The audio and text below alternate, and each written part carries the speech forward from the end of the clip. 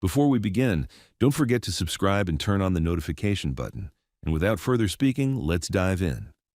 A hooded figure cuts through the gloom of a back alley. Totally sketchy vibes. Two thugs chilling on the steps track his movement. One hawks a loogie, trying to start beef, but he misses. The spit splatters right next to his buddy's sneaker. Buddy loses it, screaming curses. But the hooded guy, he ghosts them. Doesn't even flinch, just keeps walking. This is the studio district.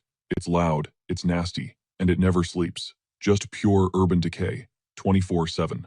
And hidden in this mess is a microscopic, 180 square foot rooftop shack. Home sweet hell. Our guy stares at his dinner, instant ramen. Again, total despair. Meet Bong Joo-hyuk, 25 years old, technically unemployed, but actually grinding 3 part-time gigs, convenience store, barbecue joint, and manual labor. The full misery package. Yeah, this tired soul is our protagonist. He works like a dog, hustles non-stop, but his bank account? Still zero. Why? Massive, crushing debt. He's drowning in it, forced to pay it back or else. No special talents, no cheat codes. Just a warm body for labor, no bright future, no hope. He's dwelling on his pathetic, bottom-feeder existence, when suddenly, boom, a holographic screen pops up. Awakened. He freezes mid-slurp, noodles dangling from his lips like an idiot. Pure shock.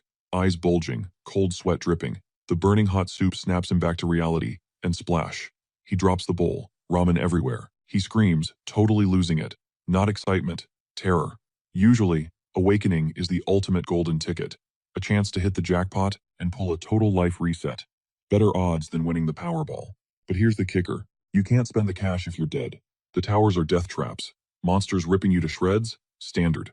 You could freeze to death, burn alive, or choke on poison gas. Not to mention hidden traps, waiting to crush you flat. Joo-hyuk isn't a hero. If he sees trouble, he looks the other way. He dodges danger like the plague. The guy won't even walk near a construction zone. Safety first, always. He knows he's a nobody, a bottom feeder. He's survived 25 years by being invisible, and now the universe says, congrats, you're an awakened. He doesn't buy it. Obviously, he thinks he's hallucinating from exhaustion. Just a dream, right? He whispers, status window, and it's real. Affiliation, Black Tower Korea. Level 1. Trait, summon. He has 1 summon slot open. The skill tree, targeted summon, random summon, and dismiss. Plus, a daily tower entry pass and an inventory system. Seeing the grid, the denial fades. This is actually happening. In this world, traits define you. You got the classics. Swordsmanship, spearmanship, shield arts, archery, martial arts, even crazy stuff like gigantification or healing. Then there's summoning. Usually, that means controlling spirits, phantom beasts, or golems. Maybe even demonic beasts. Basically, you're the commander of a personal monster army. Joo-hyuk starts wondering, what kind of beastmaster is he destined to be? Time to test the powers. He strikes a dramatic pose, channeling his inner anime protagonist, and yells, summon, crickets. Absolutely nothing happens. Cringing hard, he tries again. Random summon, still 0. Then it hits him. Duh. Skills only work inside the tower. That's rule number 1. You can't cast magic in the real world. Outside the tower, players are just regular civilians with a fancy menu screen. Every keyboard warrior on the internet knows that. He feels like a total moron. Case closed. There is no way a skill activates out here. Impossible. Unexpectedly, ping. The screen flashes, initializing random summon. Joo-hyuk's eyes almost pop out of his skull. A dimensional door rips open in thin air. A figure steps through and looks completely terrified.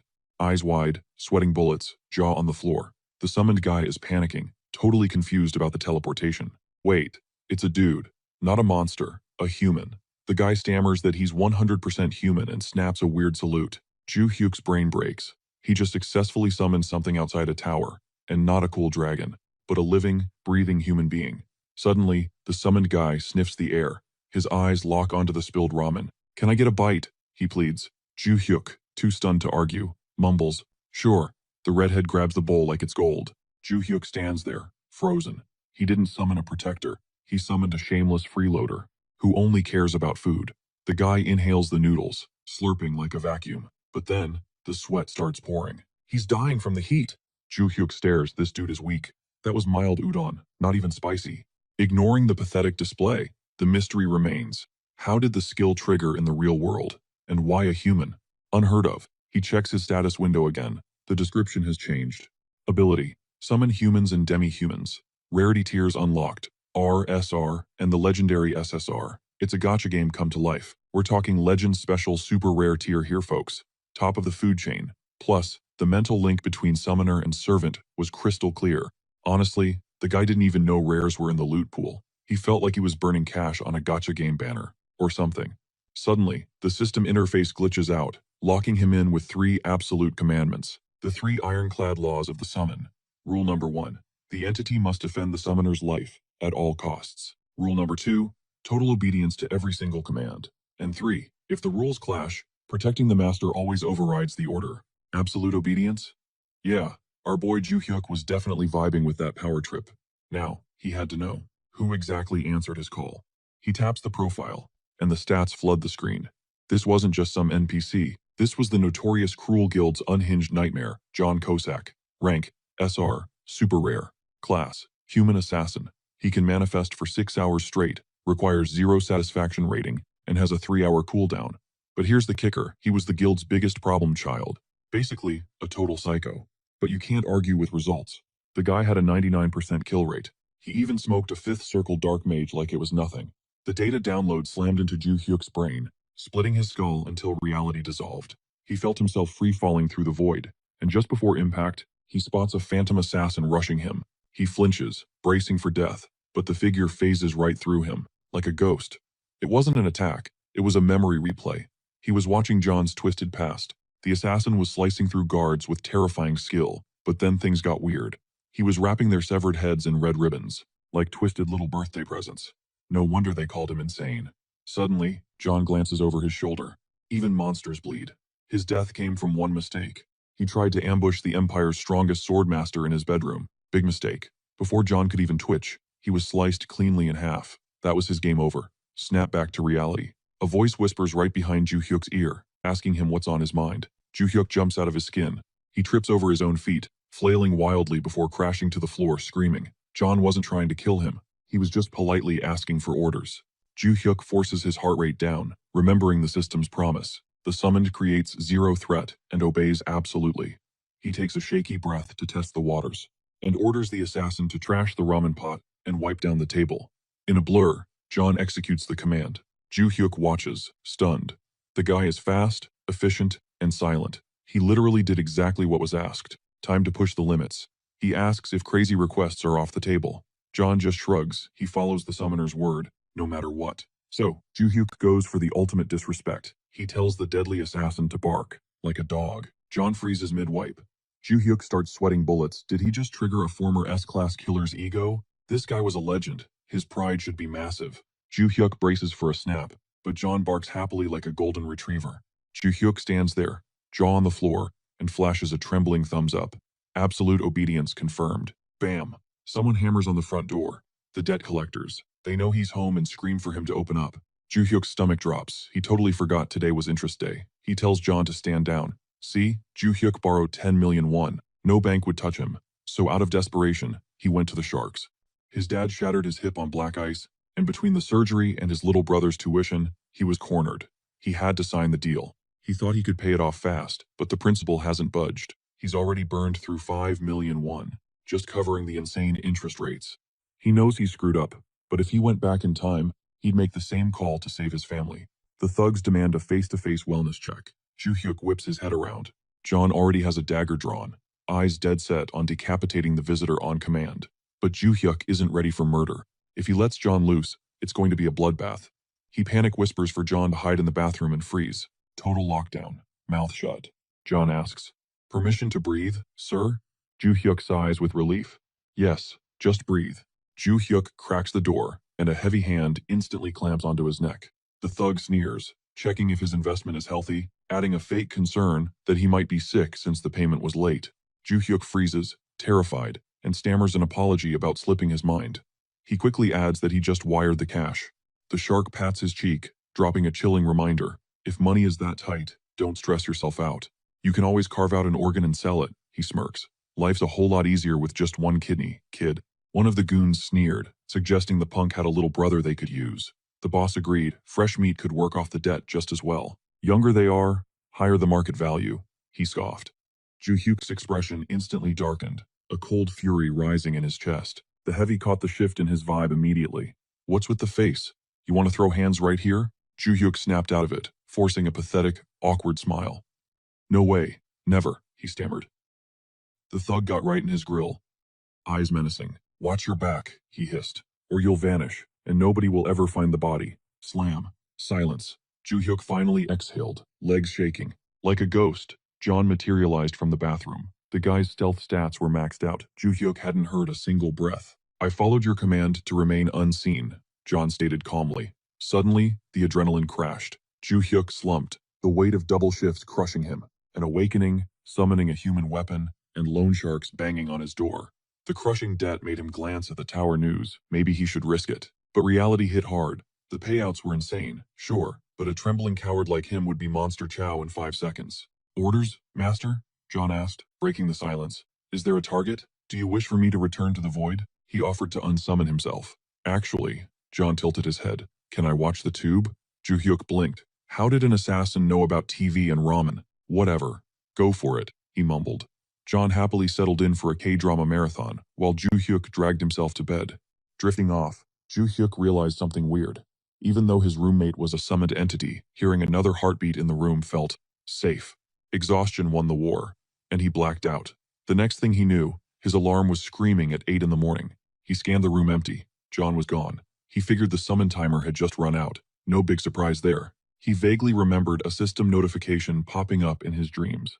Groggy, he stumbled up to get ready for another soul-sucking day at work. He was zoning out while brushing his teeth when the TV blared. Breaking news. Something about a massive incident in Jongno-gu, Seoul. The anchor's voice was grim. The entire Smilecash office, that illegal loan shark den, had been wiped out in a brutal bloodbath. 3 victims, decapitated, the reporter said. Clatter. Ju-hyuk's toothbrush hit the floor. The killer left a signature. The severed heads were wrapped in bright red ribbons. John. The realization hit Ju-hyuk like a freight train. He turned ghost white. He hadn't just summoned a fighter. He had unleashed a certified, high-functioning psychopath. The Smilecash massacre was trending everywhere. Crime scene photos showed bodies swimming in their own blood. One guy's finger snapped backward. And those heads, displayed like twisted birthday gifts. Ju-hyuk spiraled. Panic clawed at his throat. He was an accessory to murder. If the cops traced this back to him, he was cooked. He tried to deny it, but the style was undeniable. That was John's handiwork. Later, scanning items at work, reality warped. A loan shark's ribbon-wrapped head seemed to roll down the checkout counter, waiting to be scanned. His brain was frying. All he could see was that headless torso clutching its own gift-wrapped skull. The hallucination was so vivid he scrambled backward, crashing hard into the display shelf behind him. Whoa, you good, bro? A customer asked, looking concerned. Sorry, I'm sorry, he blurted out, frantically ringing up her items. He was a mess. He couldn't function like this. He needed a mental health day. He called out of all his gigs for tomorrow, sighing heavily. Was his debt really worth people's lives? Back in the safety of his room, he pulled up John's profile in the catalog. Title, The Cruel Guild's Crazy Assassin. Rank, Super Rare. Class, Human Assassin. Duration, 6 hours. No satisfaction rating yet. Cooldown, 3 hours. Logically, he knew the system prevented friendly fire, but staring at those stats gave him the creeps. He hit the summon button, but a pop-up blocked him. Please rate your experience with John to proceed. This wasn't Uber. He told the guy to watch a soap opera, and the dude went out and committed a triple homicide. Unauthorized. He wanted to slap a 1-star review on him for being a loose cannon. He was furious, ready to flip the screen, the bird. But, he paused. Giving a 1-star rating felt too savage, even for a killer. He remembered his mom's struggles as a water purifier coordinator. Ratings were life or death. He couldn't be a Karen. He clicked 3 stars. Empathy won out. The moment he submitted the rating, the air shifted. John materialized in the room. 3 stars, John beamed, looking genuinely touched. Thank you, Master. I'll grind even harder next time. Looking at that puppy dog face, you'd never guess he was a butcher. Ju-hyuk decided to rip the band-aid off. Did you zero those guys? The ones who broke in here? John puffed out his chest. Handled them last night. Trash taken out. Ju-hyuk gasped, the air leaving his lungs. Hearing the confession out loud was terrifying. He was rooming with a serial killer. Nausea roiled in his gut, heart hammering against his ribs. He forced himself to breathe. He can't hurt me. System rules. How? Ju-hyuk whispered, voice trembling. You didn't even have an address. John tapped his own temple, grinning. Mark of pursuit, he said casually. Tag those bastards the second they stepped over the threshold. Like it was just a video game skill. John justified the slaughter as proactive defense, taking out the trash before it could stink. Ju Hyuk wasn't buying it, clapping back that he never gave the kill order. Then John played his ace card, the summon's 3 laws. Specifically, Article 3. The fine print, if Law 1 and 2 clash, Law 1 reigns supreme.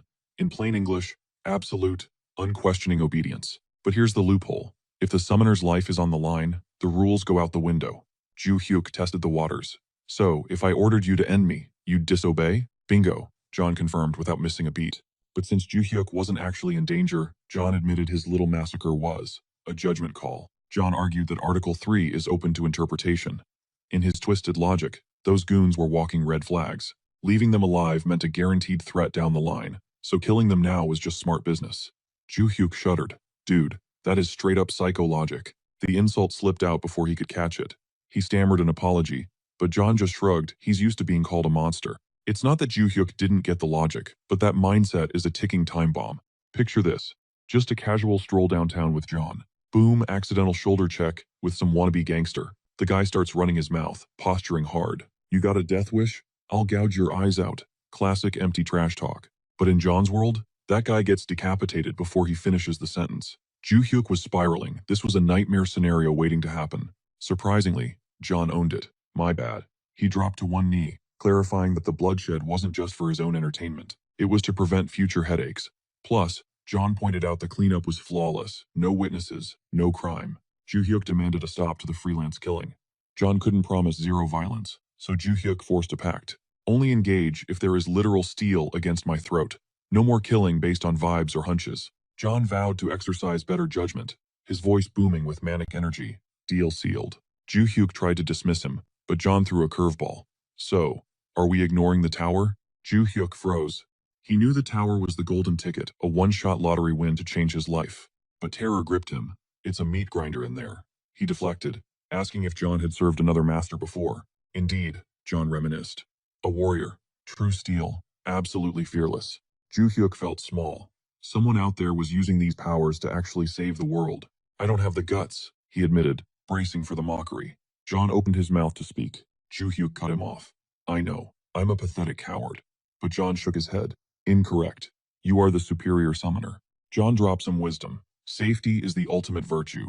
Bravery? That's poison. Heroes get people killed. If you die trying to be a hero, I'm stuck in the void too.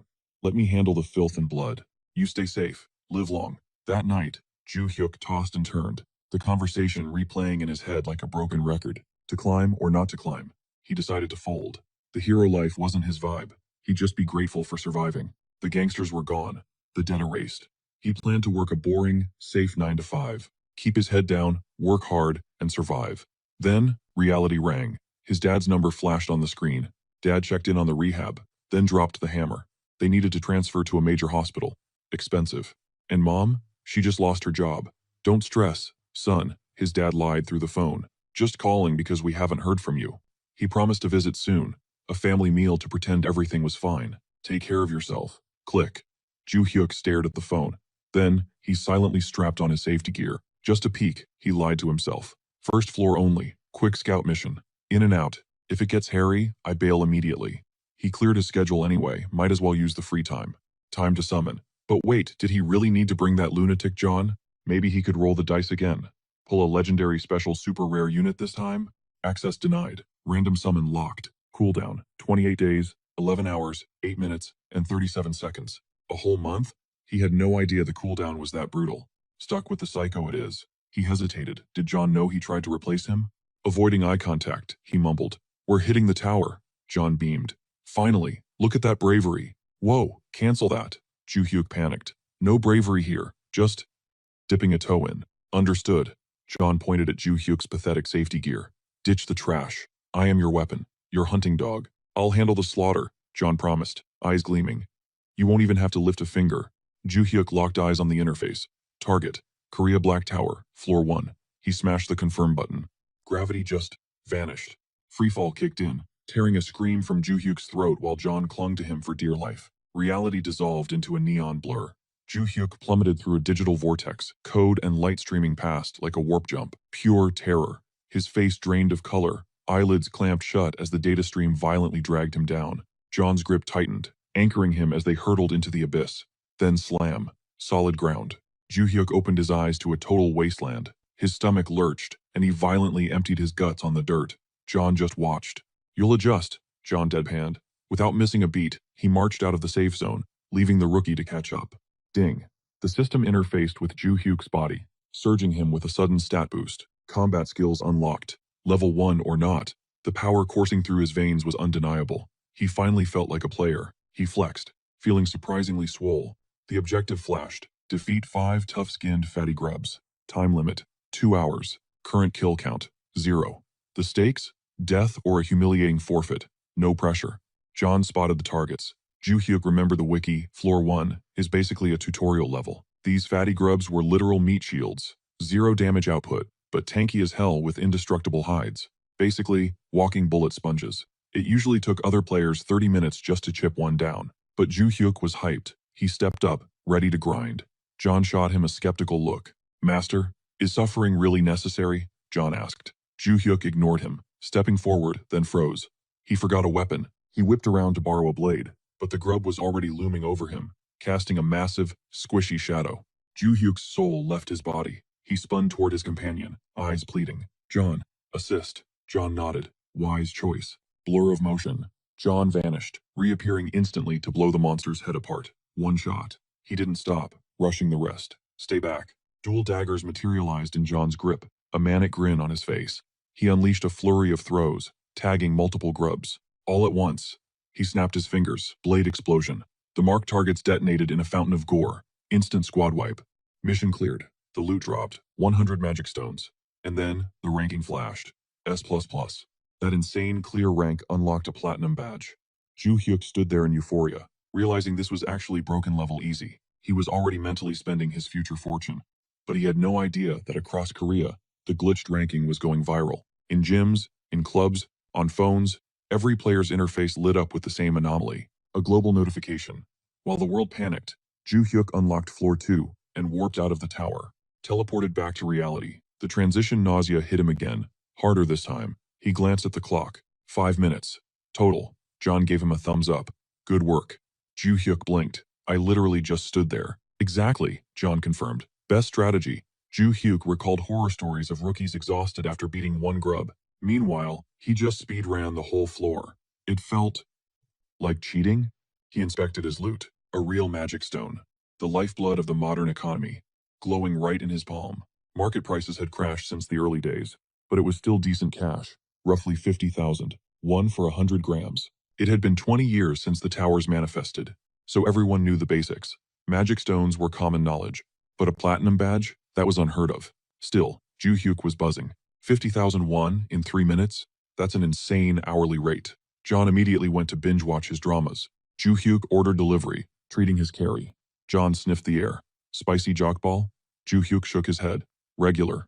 John claimed he couldn't handle spice, yet he was practically inhaling the spicy aroma. Turns out, the guy had 0 spice tolerance. John devoured the food, thanking him with that weird, stiff formality. "Why do you talk like that?" Ju-hyuk asked. John explained his speech patterns, ending sentences with "siomda." It was a habit from his last summoner, a long-term gig. Ju-hyuk nodded slowly. "Sounds like baggage from a toxic ex, or ex-summoner, in this case. I can change it if it bugs you," John offered. "Nah, keep it. It's got character," Ju-hyuk replied. One thing was clear now. The tower wasn't a death trap. It was a gold mine. The next morning, Ju-hyuk uploaded his new schedule, the alpha male daily routine. Day job, convenience store grind. Sitting at the charcoal grill spot under the night lights, he makes a call. Screw the side hustle. That dead-end labor job, history. Instead, he's going all in on the tower grind with John. He summons his ace, John, who's fresh off receiving another 5-star review. Honestly, if Ju-hyuk could break the scale and drop a 10-point rating, he'd do it in a heartbeat. John beams, clearly vibing with the praise. He asks if the ratings actually matter that much. John breaks it down. The higher the clout, the better the perks. We're talking longer summon duration, rank boosts, and obviously, getting that priority hotline bling. They step onto the second floor of the Black Tower. Mission parameters. Squish 10 quick-witted fatty grubs. The clock is set to 2 hours, and the scoreboard currently reads 0 out of 10. 1 death, 1 forfeit, and it's game over. Ju-hyuk instantly realizes these aren't your average bugs. They're glitchy, fast, and darting everywhere. Panic sets in. "What's the play here?" he asks. John doesn't even flinch. Don't sweat the strategy. This is a 3-minute speedrun. He promises to wipe the floor with them, drop Juyok off at home, and celebrate with a feast of fried chicken and cold beers. Flash forward to the crib, and John is already thanking him for the meal. The man literally deleted those quick-witted fatty grubs in seconds. Juyok shakes his head. Pure insanity. Floor 2 cleared. Level up achieved. The loot? A massive 200-gram magic stone. But then, the notification pops. Rank S++. A perfect clear for the Korean Black Tower. The system rewards him with a shiny platinum badge. Seeing that S++ again has him questioning reality. Is it allowed to be this easy? It was so fast he could basically farm this dungeon before his morning shift even starts. Next day, it's time to raid the 3rd floor. New targets, 10 ice-cold fatty grubs. John notes his landing mechanics have sharpened, and within minutes, they absolutely crush the 3rd floor mission. Reward, 300-gram magic stone. Rank, another S++ clear. For the Black Tower Korea server, another platinum badge added to the collection. The 4th floor, same story. 5th floor, total domination. He's sitting on 5 S++ platinum badges, and that unlocks a major achievement. The reward is a game changer, awakening trait enhancement. The buff? His simultaneous summon cap just doubled to 2. The status screen confirms that Juyok is level 6, ready to control a duo squad, but his character catalog is currently a ghost town. His kit includes designated summon, random summon, and summon release. General skills? Just the daily tower entry, and the tower inventory. 0 combat skills to his name. But this upgrade means he can have a bodyguard, while John is busy steamrolling the entire map. He realizes that S++ reward is actually broken. This changes everything for the long game. His survivability just skyrocketed. The cooldown on random summon is 20 days. He decides to camp out and wait. Once that timer hits 0, the 3 of them can roll out together. He can chill and enjoy the carry while his squad wrecks the tower.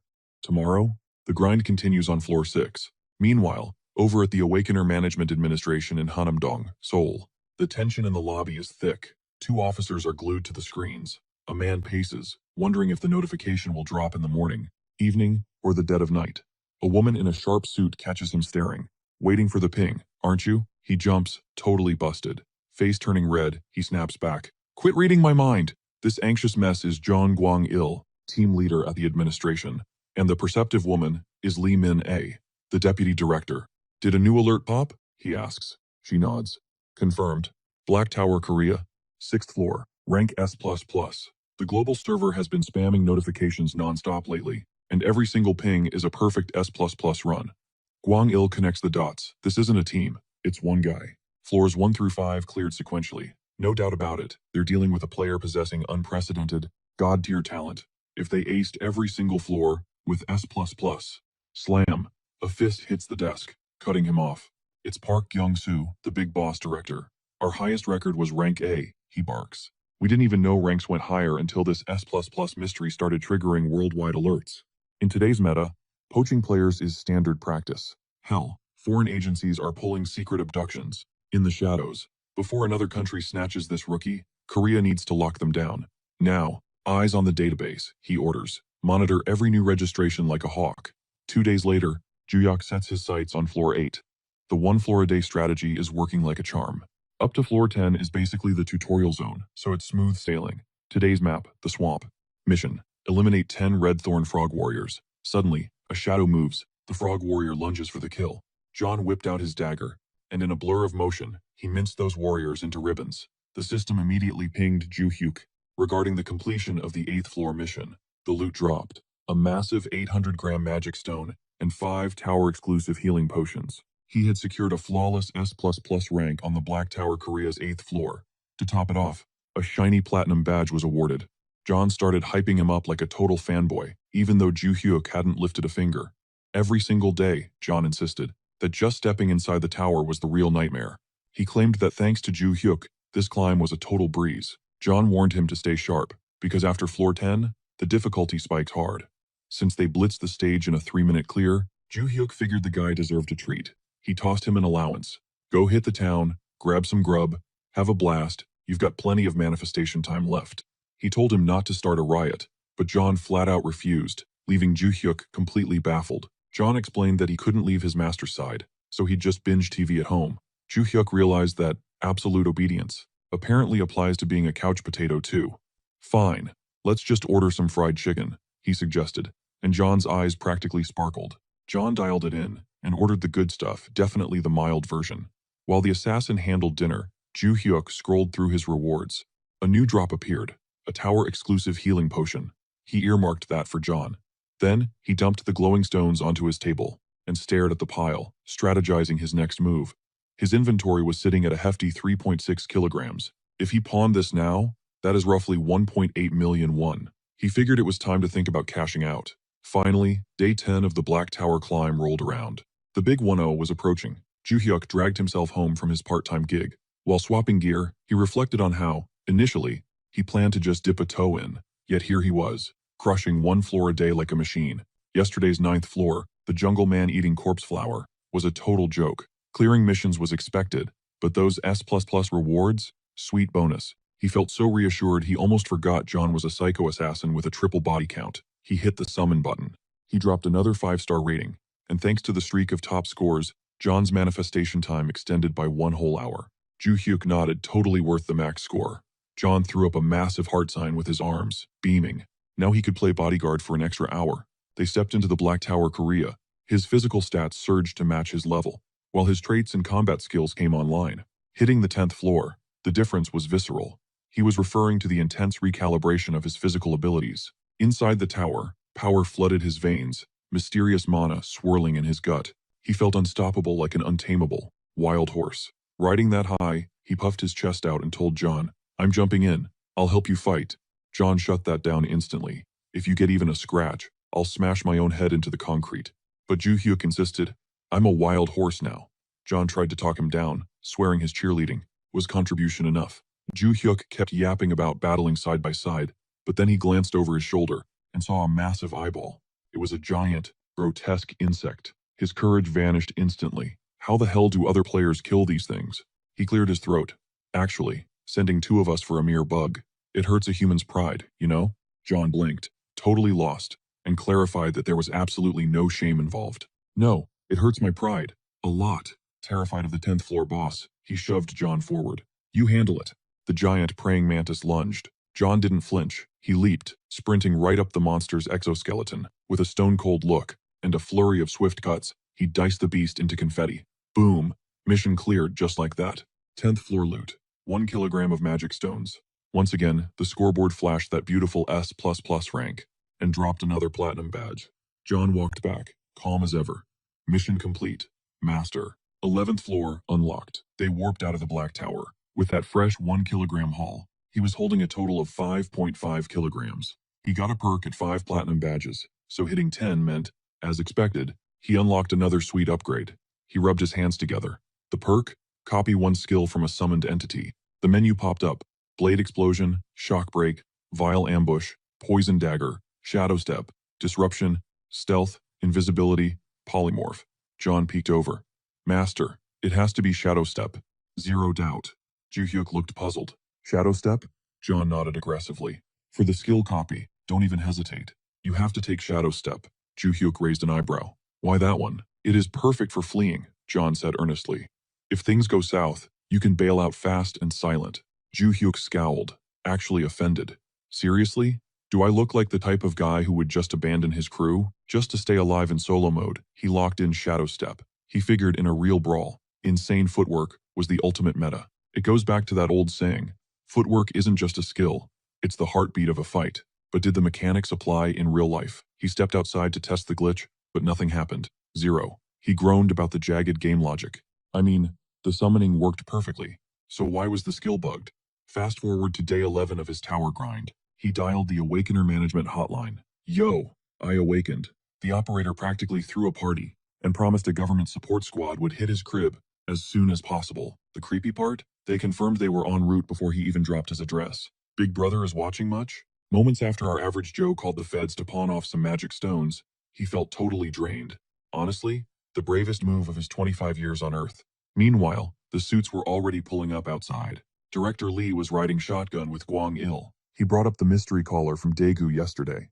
She shut it down cold. I doubt that's our legendary S++ record holder. Gwang Il started questioning if this S-tier ghost was even real. Then she dropped the bomb, new awakening request. "You coming or what?" "Yeah, let's hustle while we still have legs," he sighed. But if this was the person they were hunting for, he was ready to draft them into the elite squad immediately. Whatever perks the administration had, he'd make it rain. Back at the ranch, Ju-hyuk was speed cleaning his place. Ding dong. The Awakener management crew was at the door. Showtime. He opened up and waved them in. Team leader Jung Kwang-il handled the intros and gestured to Deputy Director Lee Min-ah. She's a player too, he added. So don't hold back. Ask her anything. Great. A female player. His anxiety spiked. Then she leaned in way too close, making him turn beet red, and she instantly clocked him. It's him. The S double plus. Ju-hyuk short-circuited. He literally threw his hands up and shrieked, reacting on pure instinct. Then her words actually registered. Wait, is there some secret Awakener radar tech that he missed in the tutorial? He decided to play dumb and act cool, but his body language was screaming guilty. He froze up like a glitched NPC. Heard of him, but definitely not me. Textbook liar behavior. She saw right through it. Kwang-il literally smacked her, scolding her for grilling the civilian. She swerved the hit, totally unbothered. I'm going to keep digging, she teased. While Kwang-il apologized for the chaos, Ju-hyuk figured it was just a vibe check. Suddenly, a holoscreen pops up. A cute chibi character, little black tower with wings, waving a star wand. Hiya, I'm Toby, your friendly neighborhood Black Tower mascot. Then things got serious. It talked about the tower, a pitch-black nightmare. Absolutely massive, dwarfing every skyscraper on Earth. It just spawned globally overnight. 20 years back, governments panicked. Soldiers, scientists, they all tried to breach it. No dice. Totally inaccessible. Invisible walls everywhere. The mystery of what is it was solved when the first players emerged. It's literally a game dungeon. You climb, floor by floor. Outside, players are normal people. Inside, they're gods with superpowers and insane skills. They grind for loot, upgrade gear, and basically carry the global economy on their backs. But here's the kicker. What if nobody climbs? If the upper floors aren't unlocked? Within 6 months, a countdown starts. Then, boom, tower collapse. 3 years ago. That's how Mumbai got deleted from existence. Every country has between 1 and 3 of these ticking time bombs. Korea's got one, buried deep in the Gangwon Mountains. Player count, insanely low, 0.01 to 0.02%. That's only like 5,000 to 10,000 people total. A tiny squad. But hey, Korea's crushing it. Floor 65 cleared. Silver medal status, right behind the United States at floor 66. But don't stress, because players are real-life superheroes, just like explorers finding new continents back in the day. Humanity is now conquering the tower. The Awakened are the MVPs of this era. So, sign up, get official, and maybe you'll be the next legend. Video ends. Time for the real talk. Kwang-il needed receipts. Are you legitimately awakened? Ju-hyuk nodded. Yeah. Entered the tower, cleared some stuff. He flashed the magic stones as proof. What floor did you reach? He answered, 10. Kwang-il and Min-ah snapped their heads to look at each other instantly.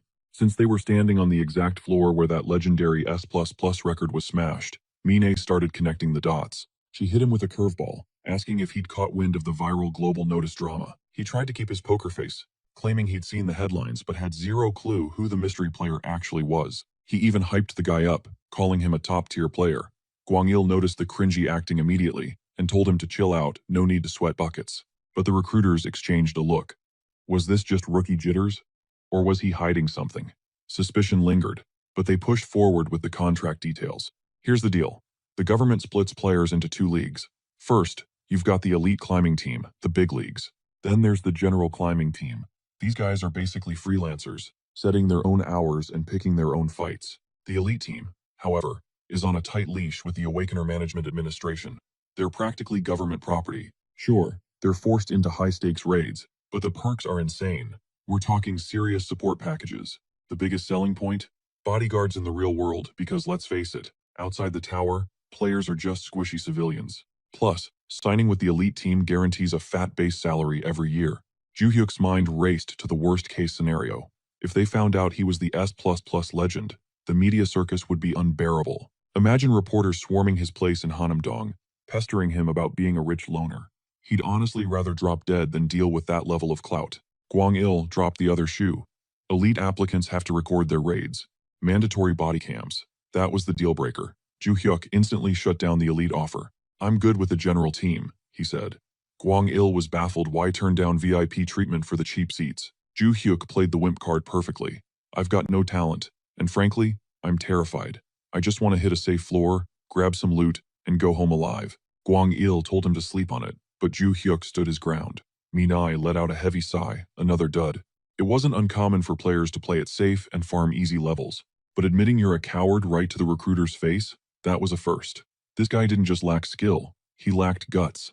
Even if he begged to join the elite team now, he was blacklist material. The elite squad needed warriors with a drive to climb, not chickens. They accepted his choice, and Gwang Il asked him to step into the tower. It was the final step of the interview, proving he was actually awakened. And since you only get one entry ticket a day, Gwang Il suggested he might as well clear a floor while he was in there. Ju Hyuk sensed the trap immediately. They were still fishing to see if he could pull off another S++ miracle. He agreed to the run, but lowered expectations hard. I'm slow, okay? I use every second of the clock. Expect me back in about 2 hours. The recruiters shrugged. They were getting paid to wait anyway. Minai put on her customer service smile, telling him not to stress. Ju Hyuk mentally prepped himself. Make yourselves at home, he told them. Watch some TV, raid the fridge. This is going to take a while. And with that, he warped out. Gwang Il confirmed the signal. He was definitely awakened. He turned to Minai for the verdict. Talent? Who knows, she muttered. But the kid is spineless. Just look at him, total shrinking violet. She predicted he'd wash out on the 11th floor. Why? Because the 11th floor isn't a skill check. It's a gut check. The long-tailed tunnel centipedes? Gwang Il asked. They aren't tough, but you have to squash 100 of them. It's a gross-out gauntlet. Minai was convinced a wuss like Ju Hyuk would freak out and run back to the safe zone. He'd definitely abandon the mission. Gwang Il nodded. Her instincts were rarely wrong. He was already mentally drafting the mission failed report to the director. Meanwhile, inside the tower, Ju Hyuk called out to the shadows. John, you're up, the servant bowed. At your service, master. The objective flashed on the HUD. Floor 11. Defeat 100 long-tailed tunnel centipedes. Time limit, 3 hours. Scoreboard, 0 out of 100. Death or quitting meant failure. Ju Hyuk gagged. Ugh, bugs. And 100 of them? Gross. John cracked his knuckles. I'll wipe them out in 5 minutes flat, boss. Whoa, easy there. Ju Hyuk stopped him. We need to drag this out. Burn at least an hour. No S++ records today. He explained that the suits were watching the clock outside. He'd need to dismiss John before exiting to keep his secret safe. John nodded. Understood. Honestly, stepping inside was proof enough, but Ju Hyuk wanted to seal the deal with a spectacularly mediocre clear record. That way, he'd slip right through the net of anyone hunting for the S++ mystery player. John started slicing through the bugs. Too fast, Ju Hyuk hissed. Slow it down. John reduced his speed to a lazy crawl. Ju Hyuk relaxed, thinking they had the perfect pace. Suddenly, the ground erupted. A massive centipede burst up right under his feet, knocking him off balance. Monsters were overrunning the area. He tried to trigger an escape skill, but his legs were paralyzed with fear. John saw the danger and totally freaked out. He blitzed forward, shredding the centipedes into confetti. The summon was furious. They dared touch his master. He annihilated them instantly. But Ju Hyuk panicked. John was moving way too fast. Slow down, Ju Hyuk begged. Nerve yourself. But John shook his head, refusing to gamble with his master's safety. Ju Hyuk didn't want to try this hard. Suddenly, the system pinged. Floor cleared. Rank S++. A shiny platinum badge dropped. Floor 12 unlocked. As he teleported out, Ju Hyuk's face was a mask of pure, unadulterated meh. 5 minutes on the clock. Minai checked her watch, figuring the newbie had already quit. Then, the impossible happened. A holographic notification shattered the silence. Black Tower, Korea. Floor 11 cleared. Grade S++. Cue Ju Hyuk strolling out. Minai's jaw hit the floor. Gwang Il leaned in. Yo, you okay? She whispered. The second he walked out, that god-tier score popped up. But the math wasn't mathing. Ju Hyuk looked grim. Under his breath, he was spiraling. I didn't mean to go that hard. Shadow looming behind him, Ju Hyuk whispered. No witnesses. He signaled John. Tie them up. Now. But John didn't do ropes. He went for decapitation. Ju Hyuk let out a blood-curdling scream. What are you doing? I didn't order a hit. The severed heads, somehow gift-wrapped in ribbons, started talking to him. Ju Hyuk was apologizing profusely to the ribbons. Wait, total hallucination. In reality, they were just sitting there staring at him while he bathed in cold sweat. He realized he was tripping over his own anxiety. Deep breath, poker face, pull it together, Ju Hyuk. Gwang Il pushed on. Our elite squad needs a beast like you. Ju Hyuk forced a smile that looked more like a grimace. He was dripping sweat, rambling like a rapper on caffeine, trying to convince them it was all a giant mistake. Probably just a glitch. Someone else cleared it at the same time, he stammered. Gwang Il wasn't buying it. With that timing? Unlikely. Ju-hyuk doubled down, denying reality with every fiber of his being. So, not you? Nope. Kwang-il sighed, deciding to play along. Fine. Since you're awakened, let's talk paperwork. He whipped out a contract. But instead of the standard deal Ju-hyuk wanted, he slapped down an elite tier agreement. Kwang-il grinned. This isn't your average 9-to-5 deal. We're talking next-level perks. It's the ultra-elite package, unique in the industry. Starting salary? 12 billion won. Plus a luxury pad, VIP treatment, and 24/7 security detail. And the kicker? Legal immunity. Basically, he'd be untouchable. Ju-hyuk realized this wasn't a job. It was modern royalty. He was told that currently, only one other guy had this deal. The current number one in Korea, Yoo Chul-min. Kwang-il urged him to look. The nation gives you everything. Ju-hyuk didn't blink. Hard pass. Give me the basic contract or I walk. Kwang-il was stunned. Why turn down a golden ticket? Ju-hyuk shuddered. I hate the spotlight. Eyes on me means pressure. Pressure means stress. Stress means my heart explodes. No thanks. They realized he is a terminal introvert.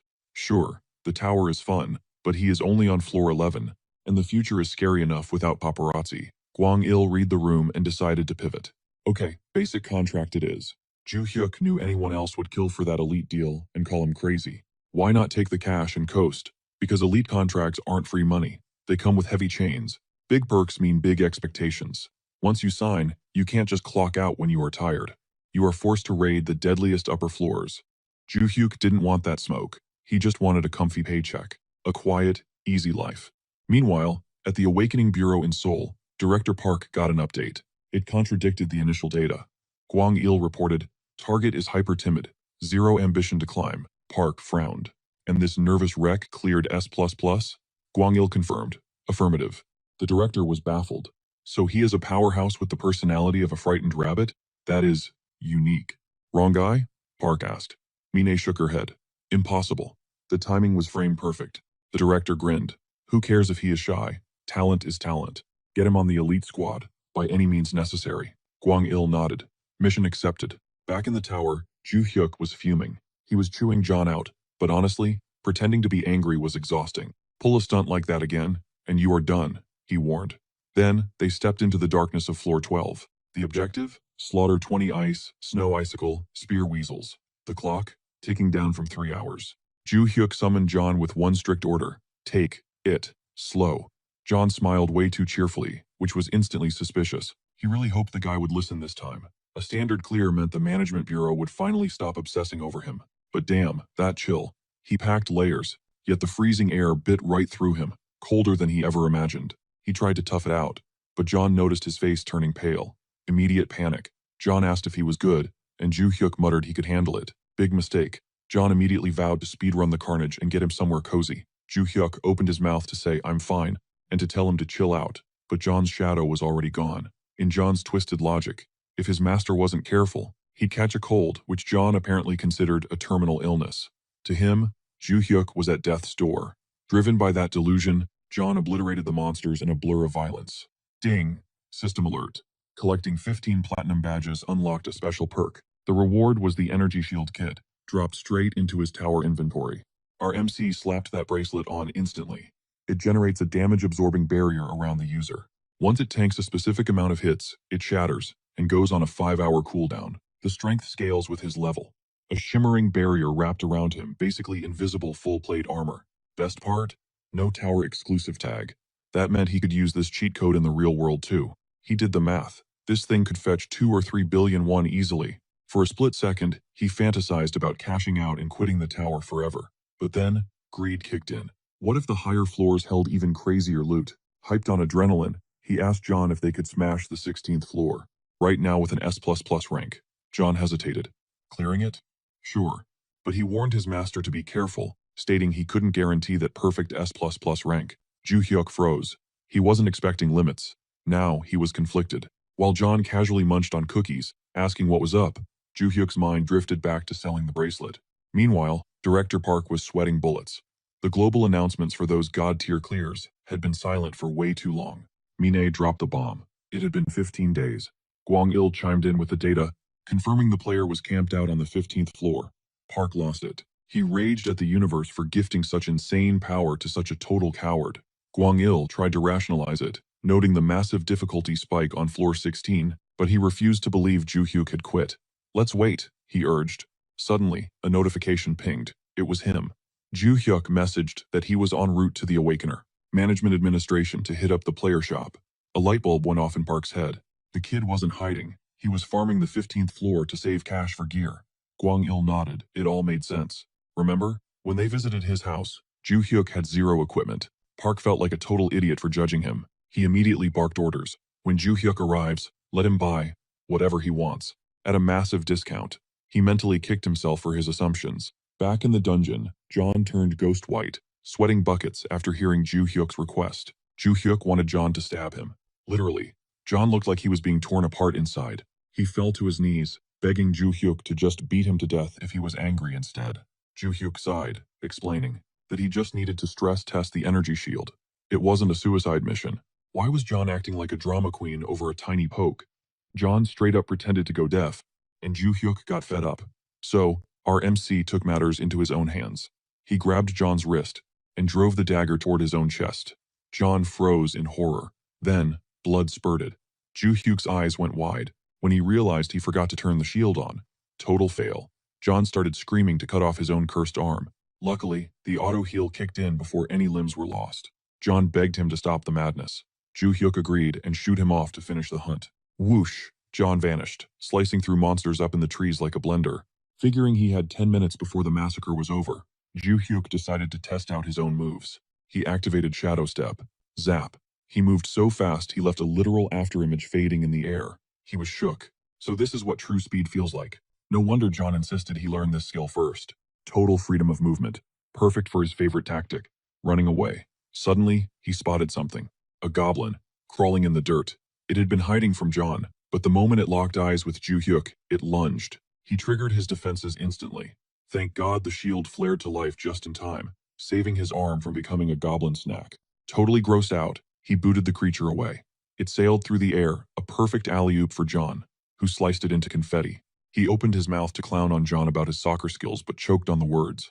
Realizing his buddy had been in actual peril, he sprinted over. "You good, man?" He frantically patted John down, firing off questions like a machine gun about whether he actually fought that thing. He checked for injuries, scratches, anything. He even sniffed the guy's armpits, don't ask only to realize John was suspiciously unscathed. Relief turned to anger as he chewed John out for being so reckless. He kept lecturing about bold moves until John's ears were practically ringing. John just mumbled he'd be careful. Fast forward 15 days of grinding on the 15th floor, and he was finally vibing with his new skills. The loot haul was massive.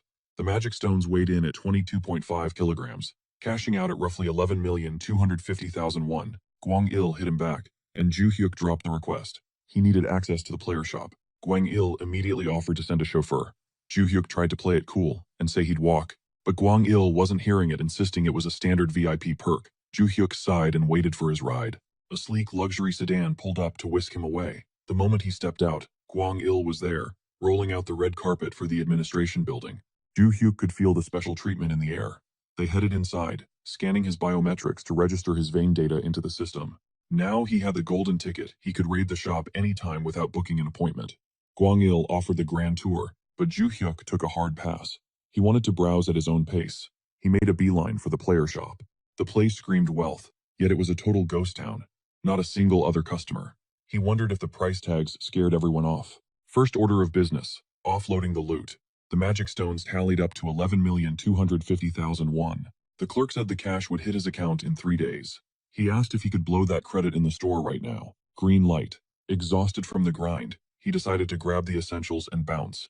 Meanwhile, Director Park checked in with Kwang-il. "Is our boy shopping comfortably?"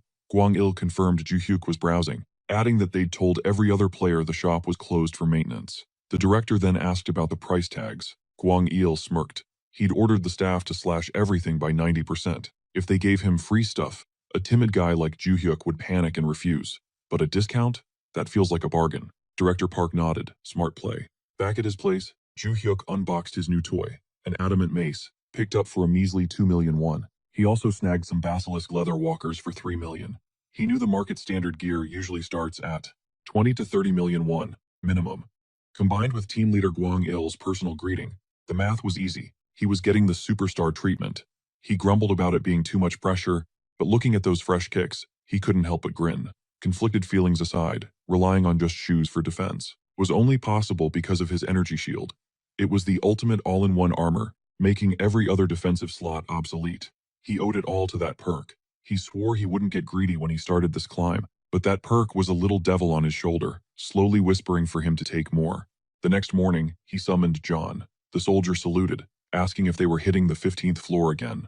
Ju-hyuk shook his head. Pack your bags. We're hitting floor 16. The summon cooldown had reset. They had a slot for one more scoop mate. As the ritual began, Ju-hyuk prayed for a tank. A purple light coalesced, but then it kept growing and growing. They weren't ready for the scale of this thing. Crash! The entity's head smashed right through the ceiling. Ju-hyuk froze, paralyzed, eyes wide, sweat drenching his face, jaw on the floor as the shockwave of fear hit him. His brain scrambled to process, wondering what nightmare fuel he had just summoned. Simultaneously, his heart broke for his security deposit.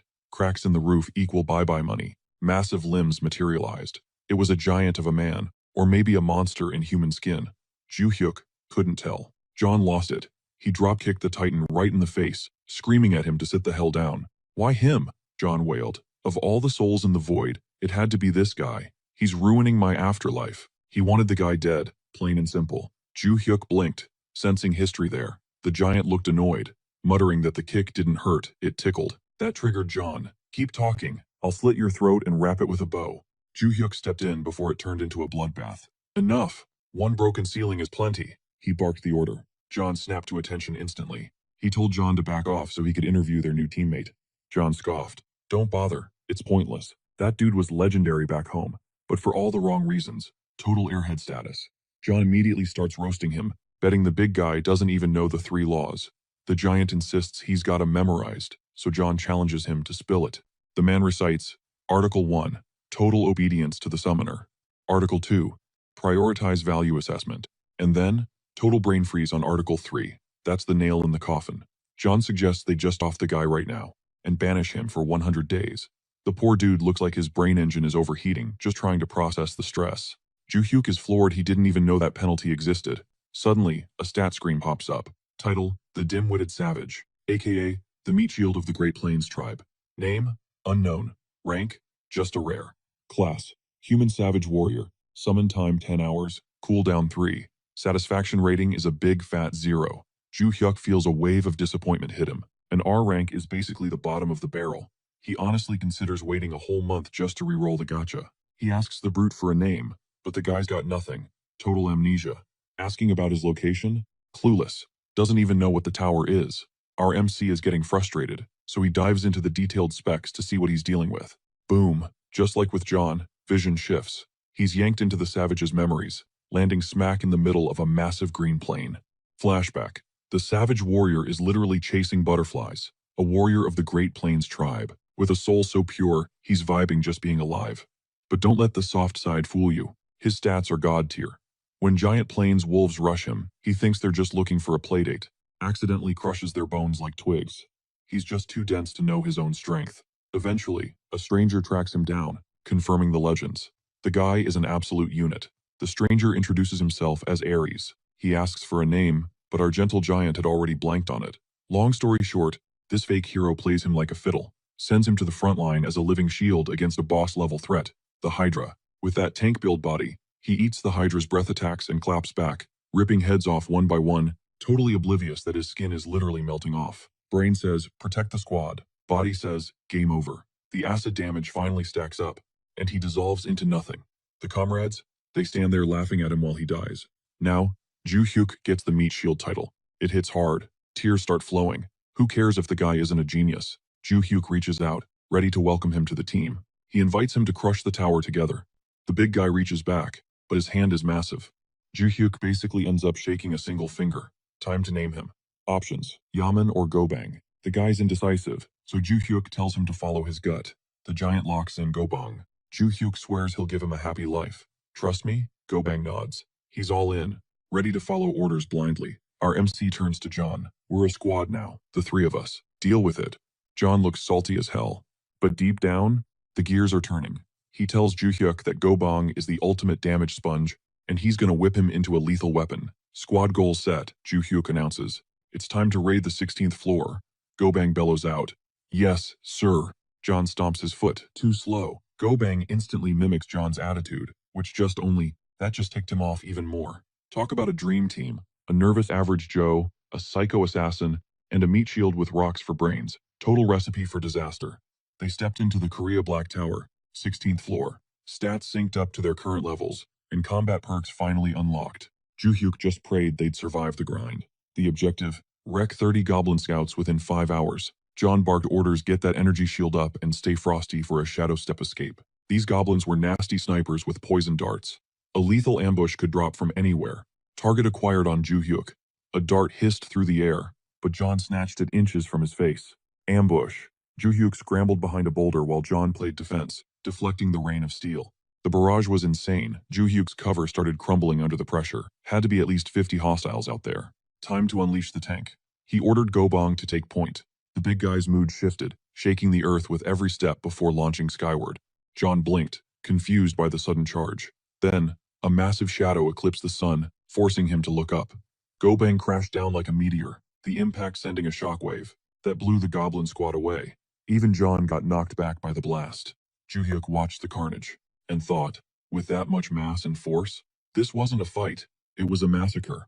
The survivors fired more needles, but they just bounced off Go-Bang like toothpicks. He followed orders and deleted them. Ju-hyuk couldn't process that Go-Bang was only rank. His raw combat spec screamed SSR tier. Ju-hyuk figured the system must have nerfed his rank, because his IQ was in the single digits. Back at base, they celebrated with fried chicken. Go-Bang was in heaven. Ju-hyuk hyped him up, telling him to feast. Whack! John slapped the big guy, scolding him to slow down and chew. Ju-hyuk sighed. Peace was never an option with these two. Then John took a bite, and his face turned cherry red. The spice level was a critical hit.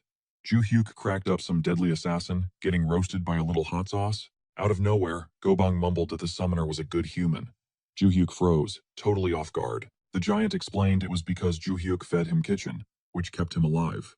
Ju-hyuk's face heated up, right in the feels. He stammered that it was nothing, honestly. He was the one being carried by Go-Bang. Smack. John hit Go-Bang again. It's chicken, you moron, not kitchen. The thud made Ju-hyuk flinch. He yelled at John for bullying the guy while he was happily eating. John shrugged an apology, claiming he was just teaching him some vocab. Truth was, he was just salty. Go-Bang was vacuuming up all the wings. Next morning, Korea Black Tower, 17th floor. Stats synced up again. Skills came online, ready for round 2. Hitting level 17 felt different. Ju-hyuk felt a surge of raw energy coursing through him. His pulse raced. It felt like a wild beast was waking up inside his chest. He was itching to brawl, but John cut him off. Newbies get cocky around level 20 and die, he warned, taking point. Go-Bang chimed in, promising to protect him too. Stay back, stay alive. Ju-hyuk felt tiny, so he just nodded. Objective, 30 goblin warriors. But the YouTube walkthroughs? Total useless. Seeing them in real life was terrifying. This wasn't a squad. It was a battalion of 90 elite warriors, and for trash mobs, their formation was tactical perfection. The guide suggested a slow grind. When the unit appears, retreat to the safe zone. Wait for them to split into patrols of 3, to avoid drawing aggro. Lure, eliminate, rinse, and repeat until the counter hits 0. Boring. Ju-hyuk didn't have time for that cheese strategy. He signaled Go-Bang, go loud. Go-Bang let out a primal roar as his buffs kicked in. With this tank on the field, Ju-hyuk figured they could speedrun the 20th floor easy. Wipe them out, he commanded, already dreaming of his next loot drop. Go-Bang charged like a freight train. The goblin general shrieked, "Shields up!" Spears flew, but they just snapped against Go-Bang's indestructible hide. He smashed into their line, sending goblins ragdolling through the air to faceplant into the dirt. Ju-hyuk watched the carnage, impressed. Tactics are cute when you're evenly matched, but comparing Go-Bang to these goblins was like throwing bicycles at a main battle tank. The system pinged a notification. The system screamed perfection. Floor 17 of the Black Tower, obliterated. Rank, S++. The reward? A shiny platinum badge. While our MC vibed with the loot, John clocked his reaction. A mix of shock and a sting of disappointment hit him. Next stop, floor 18. Mission objective, wipe out goblin assassins. Classic Ju-hyuk move, he sent Go-Bang bulldozing ahead. But these goblins? They were all about that stealth life. Those poor assassins didn't know what hit them. Go-Bang ripped up trees like weeds, snagging the invisible enemies by pure accident. "I can't see squat," Go-Bang grumbled. That's when Ju-hyuk realized this floor wasn't going to be a walk in the park. While Go-Bang roared into the void, John's laughter ripped through the trees. He was totally roasting Ju Hyuk. "I'm done watching this meat shield comedy show," John sneered. "Time to rinse my eyes with some real skill." Stealth? Useless against him. John popped Shadow Step, slicing through them like butter. The kill count skyrocketed instantly. Our MC looked amazed. But was he? Nope. It was all 4D chess to get these two working together. John had been sweating bullets ever since Gobong stole his spotlight. Igniting that rivalry? Purely intentional. And oh boy, did it work like a charm. He manipulated the situation to force a grind fest. More badges, more perks. He needed to juice his stats as soon as possible. He was knocking on the door of level 18. Finally, time to let the wild stallion run free. Before stepping onto floor 18, he had downloaded every scrap of intel. Those goblin assassins, their stealth was low-tier trash. With a little focus, he could track them easily. Zero fear. He had drilled Shadow Step until it was muscle memory. Flashback to floor 15. He tried to sneak up on an assassin, but oops rolled his ankle at the last second. He stumbled hard and Shay accidentally brained the goblin. Talk about a lucky break. A kill is a kill, right? He was relieved his plan worked, but suddenly, another goblin materialized behind him. Ambush! Elsewhere, John was a machine, hacking the count up to 25 out of 30. Slash. Another head rolls. 3 left. Suddenly, Gobang barrels in, swinging at nothing like a maniac. Miraculously, Gobang smashed 3 goblins. He tried to help, but John screamed, "Back off, you're crowding my style." That's when John noticed the silence. Ju Hyuk was missing. Meanwhile, our MC popped a shield, buying precious distance from the horde. Bang, a hit to the head. Without that energy barrier, game over. The goblins closed in for the kill. He dropped into a stance. Adrenaline flooded his veins. Suddenly, the goblins looked like they were moving through molasses. The world went slow motion. Slash, slash. He dropped them one by one, and then, silence. Ding. The system flashed blue. Floor 18 of Korea's Black Tower, conquered. Rank, S++. Another platinum badge secured. John didn't care about the loot. He was frantically scanning the area for his boss. When he spotted him, Ju Hyuk grinned. "Think I got the last hit." John practically collapsed. Just glad the guy was breathing. Cut to admin HQ. Minna stared at the screen, eyes wide. The global notice for the floor 18 clear just dropped. Director Park was over the moon. Gwangil nodded. Ju Hyuk is a beast. The man came prepared. If it were up to Park, he would grab a mic and scream, "The legend breaking records is sitting right here." Gwangil cut him off cold. "Don't even joke about that, boss. Doxing him now puts a target on his back," Minna warned. Park sighed, clarifying he was just bursting with pride. Ju Hyuk wasn't just a player anymore. He was a VIP asset, requiring more security than a Black Ops team. Soon, the news cycle exploded. A storm was brewing in the Black Tower rankings. After a 20-day dry spell, boom, 18 consecutive S++ clears, unheard of. History books were being rewritten. Analysts pegged the mystery climber at level 19. It wasn't just gamers. The whole country was playing detective, desperate to find the S++ phantom. Click. John killed the TV and sighed heavily. Ju Hyuk shifted, feeling the awkward vibes. "Quit the heavy breathing and spill it," Ju Hyuk said. John finally locked eyes with him. "It's too fast, sir." He wasn't talking about dinner. He meant Ju Hyuk's terrifying growth rate. Ju Hyuk blinked. Talent? Him? He assumed John was babbling about someone else and laughed it off. John wasn't laughing. That last shadow step? Flawless. Clean. Even John would struggle to replicate that level of perfection. That is exactly why it was terrifying. "I'm serious," John pressed. "Once you start getting a high from the combat, your ego grows. And with ego comes danger. You get brave, you get dead." John invoked their day one rule. Survival is king. Ju Hyuk nodded solemnly. "Don't worry, I'm not planning on dying anytime soon." He'd have to tunnel vision on a single target. Ju Hyuk rolled with it, but his gut was screaming that something was off. His intuition warned him that their summoner was a walking disaster waiting to happen. Meanwhile, Gobang was busy roasting him for looking like a total weep fest. Ju Hyuk snapped. He delivered a swift boot to the face, threatening to turn Gobang into soup before the creature slammed hard into the refrigerator. An avalanche of groceries cascaded out. Tears actually welled up in Ju Hyuk's eyes as he screamed at the summons to stop trashing the crib and get lost. He banished them back to the void, absolutely devastated by the sight of his mom's homemade kimchi splattered across the floor tiles. Needing a total mental reset, he resolved to crash at his parents' place. The sun rose on a new day, and he swung the door open, announcing the prodigal son's return. His mom's voice drifted out, beckoning him inside. His dad flashed a warm smile, guilt-tripping him about living so close yet visiting so rarely, until his wife told him to quit the nagging. Ignoring the banter, Ju Hyuk checked on his dad's bad hip. The old man tried to struggle to his feet, but Ju Hyuk immediately insisted he stay down. His dad waved it off. claiming he'd been bedridden half the day anyway, so a little standing wouldn't kill him. Mom ushered them to the table for some fresh stew, while Dad wondered aloud where their brat of a second son had wandered off to. Mom mentioned Min Hyuk was on a tofu run and would be back shortly.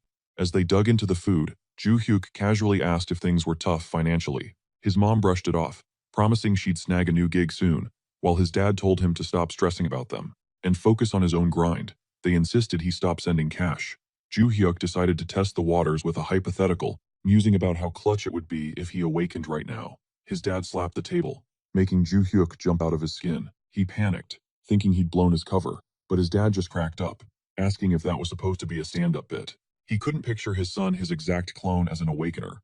This was a grown man who still screamed for his mommy to kill cockroaches. Min Hyuk walked in right then, calling it the comedy gold of the century. Mom scolded them, saying it wasn't exactly a flex. Then she pivoted, asking why Joo Hyuk wasn't at work. He lied through his teeth, claiming a day off, even though he'd been unemployed for ages. His mom clocked the deception but played along. She sighed, saying she trusted him, but she dropped a heavy warning. Stay away from loan sharks. That triggered a dark memory he'd been suppressing, the Smile Cash murder case. He quickly promised he'd never go there, then steered the conversation back to why she lost her job. She admitted it was a total Karen situation. She was servicing a water purifier when the customer demanded she sort their recycling and handle their rotting food waste. She stopped caring about her rating, clapped back hard, and got canned for it. His mom was reckless but had a spine of steel. She was the type who had zero tolerance for injustice. That fire was exactly why his dad fell for her. He always claimed his life's peak achievement was working up the nerve to ask her out. Naturally, he was a certified beta male. Joo Hyuk was beta junior, and Min Hyuk was just the sequel to the same movie. It highlighted their weak but stubborn genetics perfectly. If they knew he was entering the tower, they'd lose their minds with worry. He decided to drop the awakening bomb later. Once things calmed down, he exited the building with his little brother tagging along, and slipped the kid some cash. When Min Hyuk asked what the deal was, Joo Hyuk explained it was an allowance for the folks. He told him to pass it on and keep a close watch so they wouldn't work themselves into an early grave. He turned to go, but Min Hyuk called for a timeout.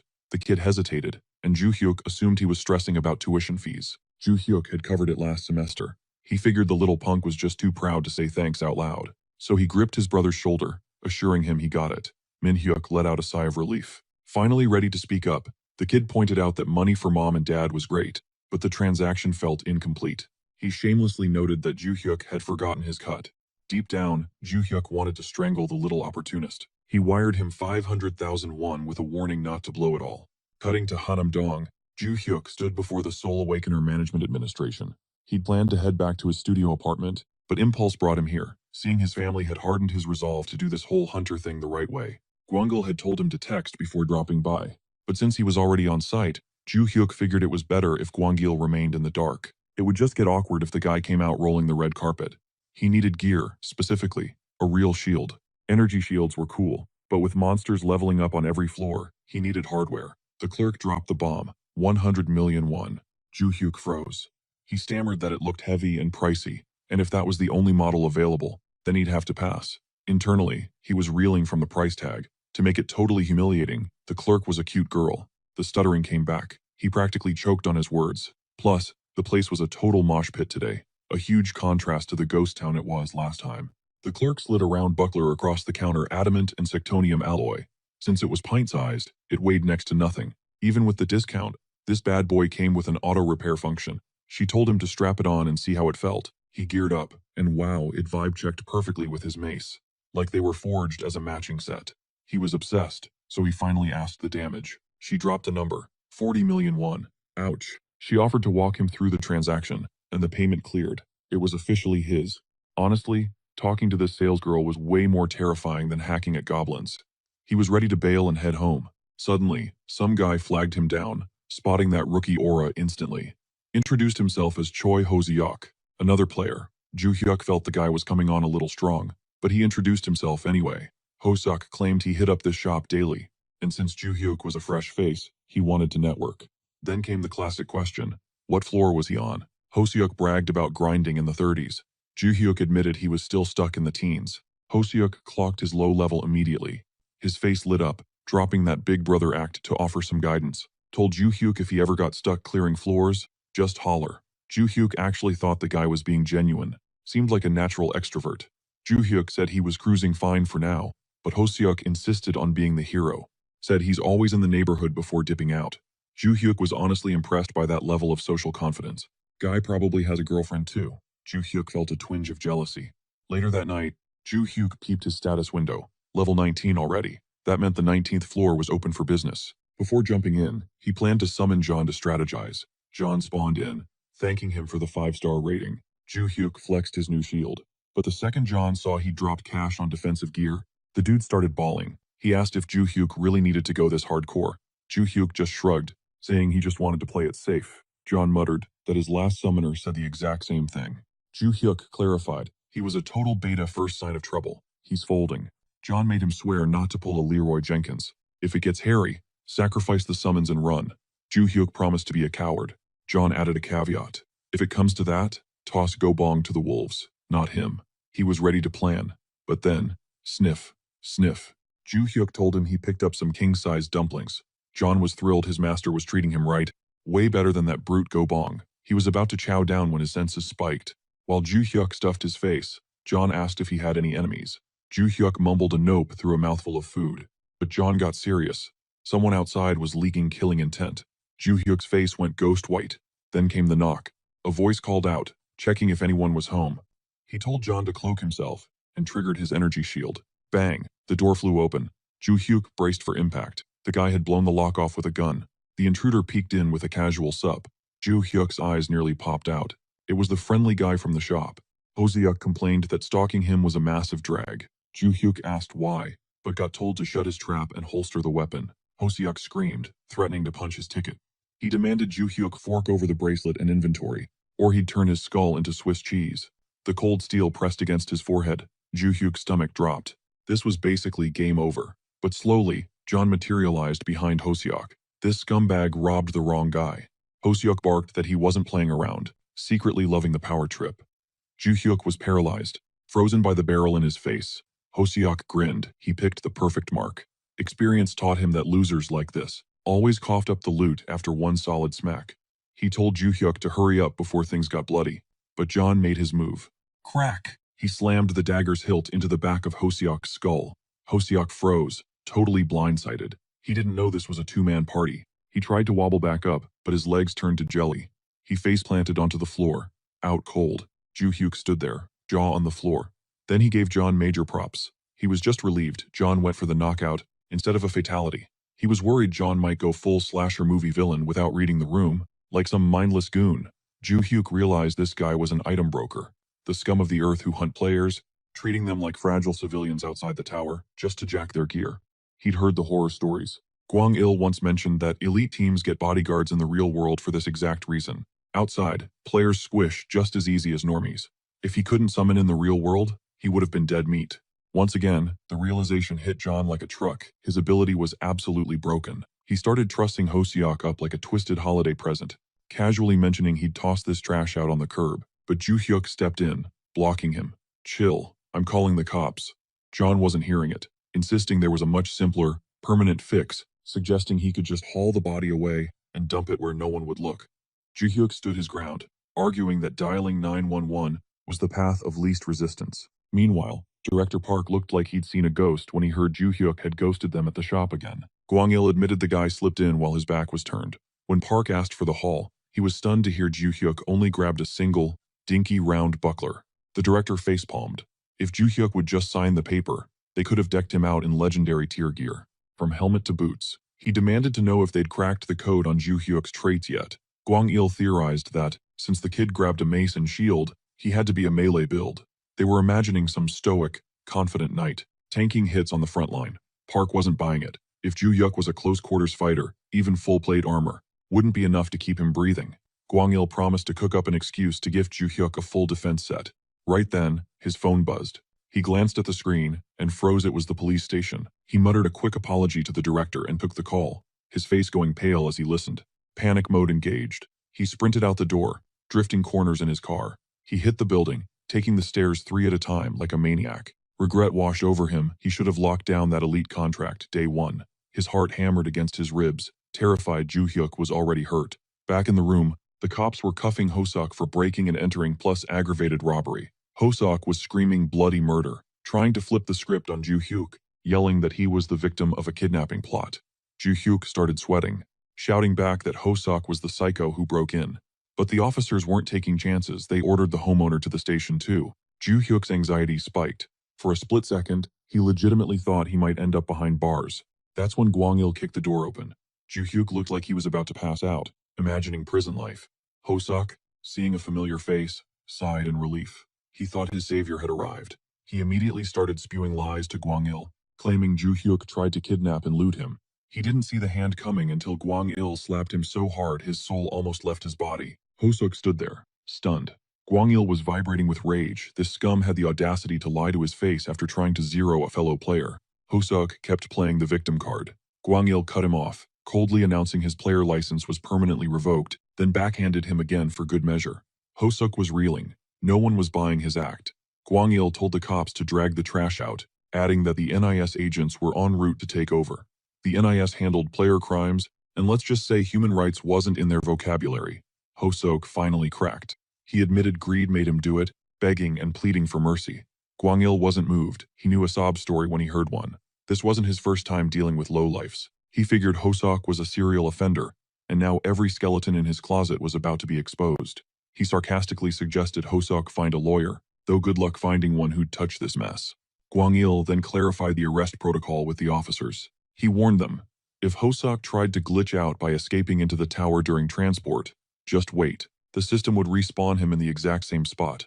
Hosok was dragged away, wailing like a banshee. Gwang-il turned to Ju-hyuk, the terrifying rage vanishing from his face, and asked if he was hurt. Ju-hyuk muttered, he was just a bit shaken up. Gwang-il said his name softly, then bowed a full 90 degrees in apology. He swore on his life they would implement measures to ensure this nightmare never repeated. Internally, he knew the delay was over. He had to force the elite contract. It wasn't about perks anymore. It was about keeping Ju-hyuk alive. Fast forward to the next day, John asked Ju-hyuk if the drama was resolved. Ju-hyuk credited John for the assist, saying the cops hauled the guy off. John asked if the intruder was getting the death penalty. Ju-hyuk was like, no. John casually hid his dagger behind his back, asking for the address of the detention center. Ju-hyuk pleaded ignorance, warning him to drop that train of thought immediately. Changing the subject, Ju-hyuk summoned Gobong. The goblin was hyped to see 5 stars on his review. He was literally jumping for joy, claiming he'd never seen a perfect score. Ju-hyuk noted that, surprisingly, Gobong could do math. They stepped onto the 19th floor of the Korea Black Tower. Mission objective, eliminate 30 goblin shamans. The zone was crawling with shamans, but honestly, total trash mobs. Their attack magic was weak sauce. They mostly spammed curses, binding spells, and summoned fodder minions. Annoying? Yes. Deadly? Not really. Ju-hyuk barely broke a sweat. Gobang went full berserker mode, charging the line.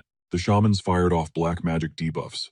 Gobang took a deep breath, then unleashed a roar that shook the entire floor. Ju-hyuk stood paralyzed, eyes wide. The curses didn't just fade. They were annihilated by a sheer, brute force sonic wave. John ghosted around the back, whispering to Gobong that they needed to speedrun this floor immediately. Gobong grunted an acknowledgement, fully locked into search and destroy mode. They blitzed the enemy line John, slicing through mobs like butter, while simultaneously, Gobong pulverized the stragglers with his bare fists. Ju-hyuk felt the adrenaline spike, itching to join the fray. But before he could twitch a muscle, a system alert popped up. The 19th floor was already cleared. He spotted John and Gobong exchanging hushed whispers before John spun around, acting like that was just a refreshing warm-up. The realization hit Ju-hyuk like a truck. They were speed clearing on purpose to bench him, ensuring he didn't get a single lick of combat experience. He'd been played. The system chimed in, congratulating him on an S++ clear rank. On the 19th floor of the Korea Black Tower, for his effort, he was gifted a shiny platinum badge. Talk about a participation trophy. The next day, he stepped onto the 20th floor of the Korea Black Tower. This was the big one, the monumental 20th floor, known as the Talent Discernment Test. It was legendary for chewing people up. John wasted no time dropping the horror stories. This place was a death trap. We are talking a full goblin nightmare roster. Poison-darting scouts, tactical warriors, assassins that materialize from the void, curse-flinging shamans, and hulking hobgoblins. John didn't sugarcoat it. This floor was pure terror. He casually mentioned that if he were a newbie, he'd find a safe corner and camp out. Then he nudged Gobong, cueing the big guy to deliver his lines. Gobong puffed out his massive chest and told Ju-hyuk to chill. He didn't need to lift a finger. The tank would handle the slaughter solo. The mission objective for floor 20? Exterminate 100 goblins and one boss hobgoblin within 10 hours. Failure condition? Straight up death. Or a forfeited mission. Ju Hyuk clenched his jaw. They were running the same play, blocking his growth, and keeping him on the sidelines. John ordered Gobong to pull all the aggro while he flanked. The moment the mobs turned their heads, Gobong bulldozed forward. A chaotic mix of goblins unleashed their skills in a synchronized barrage. Ju Hyuk wasn't having it. He refused to be the fragile NPC in John's game. John looked back, totally blindsided. Ju Hyuk sprinted, closing the gap on Gobong. He literally vaulted off the big guy's back to launch himself into the kill zone. He dove headfirst through the attack volley, riding the high. John spotted him and screamed a desperate, "No!" Flashback time. Ju Hyuk had been a ghost his whole life. As a kid, he'd be playing with a toy car, and some bully would just snatch it. He never made a peep. Elementary school? Even worse. Poverty painted a target on his back. Middle school saw him as a chronic loner. Everyone else formed squads while he sat in silence. High school was the same story. Solo lunches, zero presents. He lived like an outcast, too paralyzed by fear to flip the script. He never pictured himself slaying monsters in a tower. He was the guy who couldn't even make eye contact with a bully. But these monsters, they weren't people. There was no social anxiety here, no judgment, no awkward small talk. They were just polygons and hitboxes, like mobs in a video game. So he locked onto one goal, wipe them out, and grab the loot. John was yelling at him to freeze, just as spear-wielding goblins rushed him. But Ju Hyuk didn't flinch. He weaved past the spears, slipped behind a goblin, and smashed its face in with his shield. He pinballed from one target to the next, striking with lethal intent. John watched, absolutely floored. He couldn't process how Ju Hyuk was mastering Shadow Walk this quickly. Suddenly, a volley of short, high-impact energy beams slammed into Ju Hyuk's back. John screamed a warning. Pure instinct threw Ju Hyuk's shield up. If not for that energy shield skill, he would have been Swiss cheese. The reality check hit hard. This was terrifying. Regret instantly replaced his bravado. John hollered for him to kite them toward the cliff. Gobong mobilized instantly, shifting into protector mode. A horde of goblins snapped at Ju Hyuk's heels. He could feel his stamina bar tanking. He hit a dead end. Was this it? Panic surged. Nowhere to run. His mind went blank. The goblin horde closed the distance. He braced for death. Suddenly, Gobong slammed down in front of him, throwing up an arm like a fortress wall. He loomed over the trembling goblins and crushed them into paste. John dashed in, decapitating stragglers with surgical precision, shouting props to Gobong. The shaman goblins tried to charge up spells, but John was a blur. He sliced the shamans apart right on the cliff's edge. He scanned the carnage, doing a quick head count. Over 100 kills confirm. He braced himself, expecting the boss spawn. Ju Hyuk stood there, awestruck, that the duo had wiped the map in seconds. But Ju Hyuk looked super awkward, sweating, shaking, forcing a grimace as he politely asked Gobong to scoot forward. Being face-to-face with Gobong's glutes was clearly too much handle. Suddenly, a massive boom echoed. A towering idol materialized, short legs, weeping face, and radiating bad vibes. Standing at the pinnacle of the goblin evolutionary tree was the hobgoblin, a total nightmare. John didn't hesitate. He launched himself off the cliff. He barked a command to Gobang. The big guy instantly got the memo, charging like a freight train to intercept the boss. He caught the hobgoblin's blades, shoving them back, clashing steel against steel before clamping a massive hand around the creature's throat.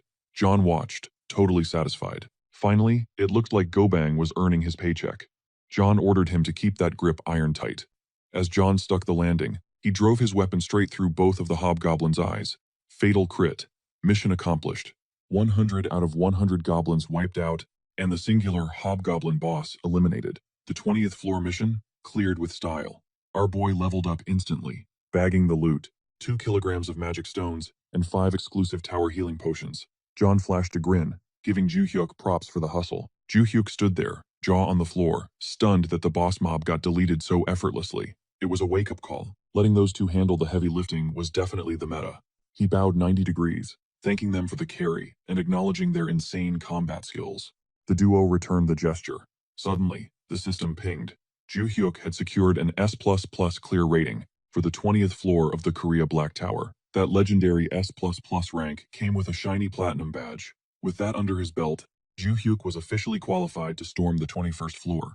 Meanwhile, the internet was breaking with news of the S++ clear. On the 20th floor, the comment sections were absolute chaos. One user posted that they thought the team was dead, since there had been 0 updates for 2 weeks. Another asked, just how high can these guys climb?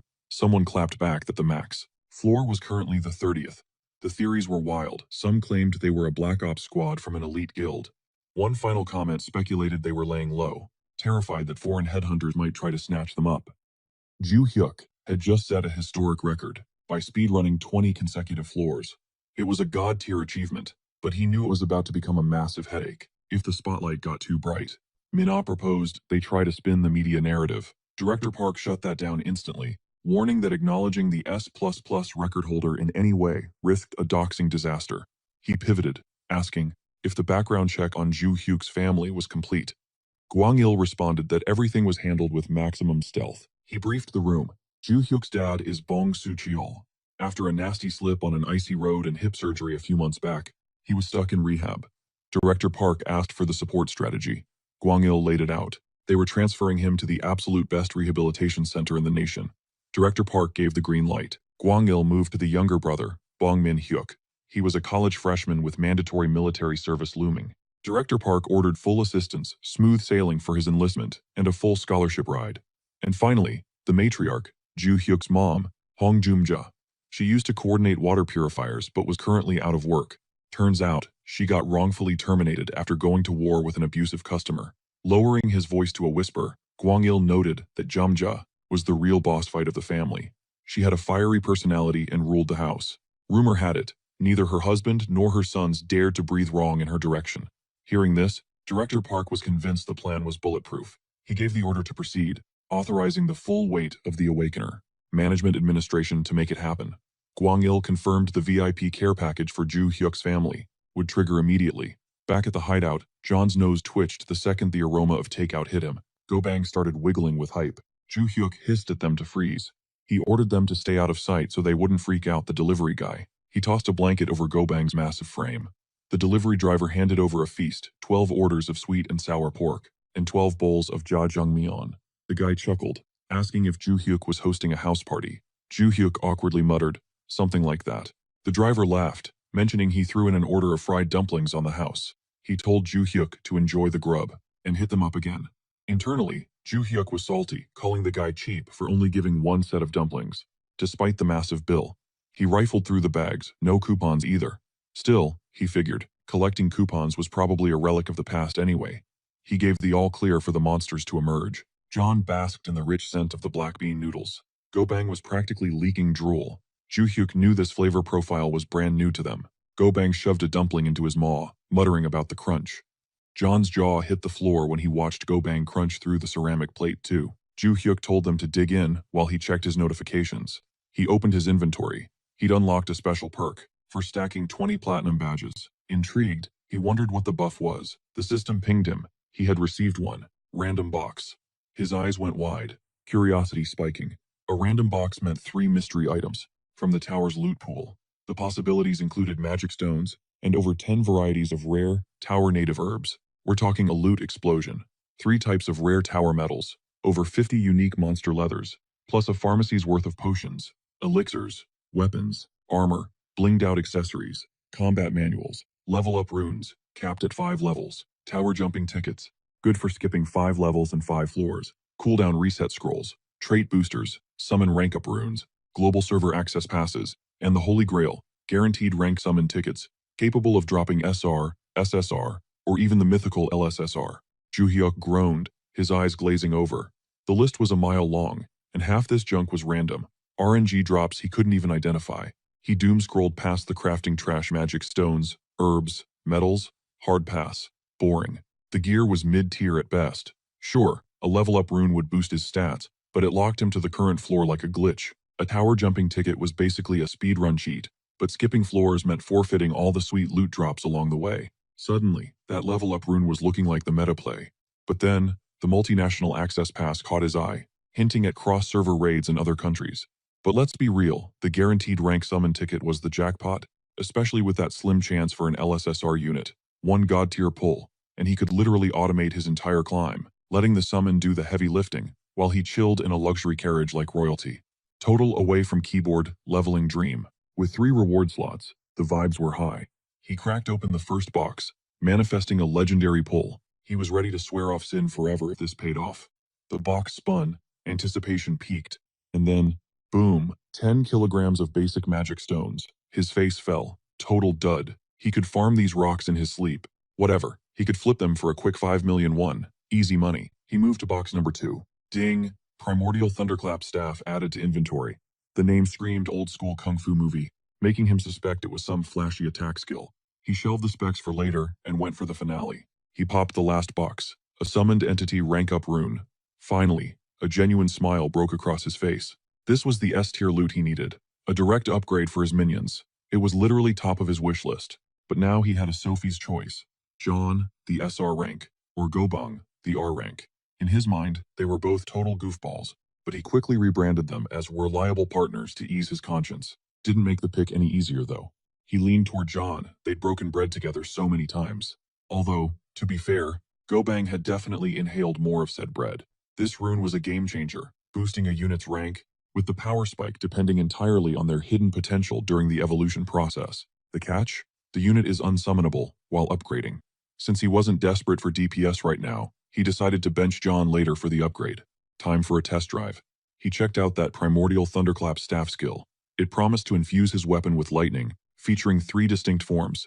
Best part? It was a growth type skill. Absolute gold. Desperate for some offensive power, he hit learn. First form, Soul Chasing Thunderbolt. Unlocked. He felt the combat data download straight into his cortex. Hyped, he grabbed his mace and swung with everything he had to unleash the thunder. Silence. Not even a spark. Deep down, he knew it wouldn't work. If everyone could spam ultimates in the real world, society would have imploded by now, especially with psychos like Cossack running around. He'd have to playtest it inside the tower. Suddenly, John piped up, asking why his master was flailing a mace at the air. Ju-hyuk grinned, explaining he just unlocked a shiny new perk. John's ears perked up. Was it an attack skill? Ju-hyuk nodded, dropping the bomb that it was a growth type.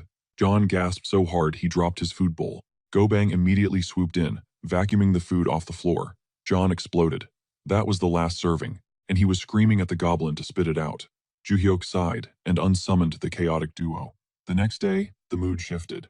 He knew why John was freaking out. That summoner trait meant the minions carried the squad's combat score. Basically, the summoner is the squishy backline commander, never meant to face tank damage, especially for an irregular like him who could glitch summons into reality. That summoner from the parallel timeline, the guy who owned John's contract before, was way more OP than Ju-hyuk, and he still got wiped out. His entire world deleted with him. Ju-hyuk totally got why John was so paranoid.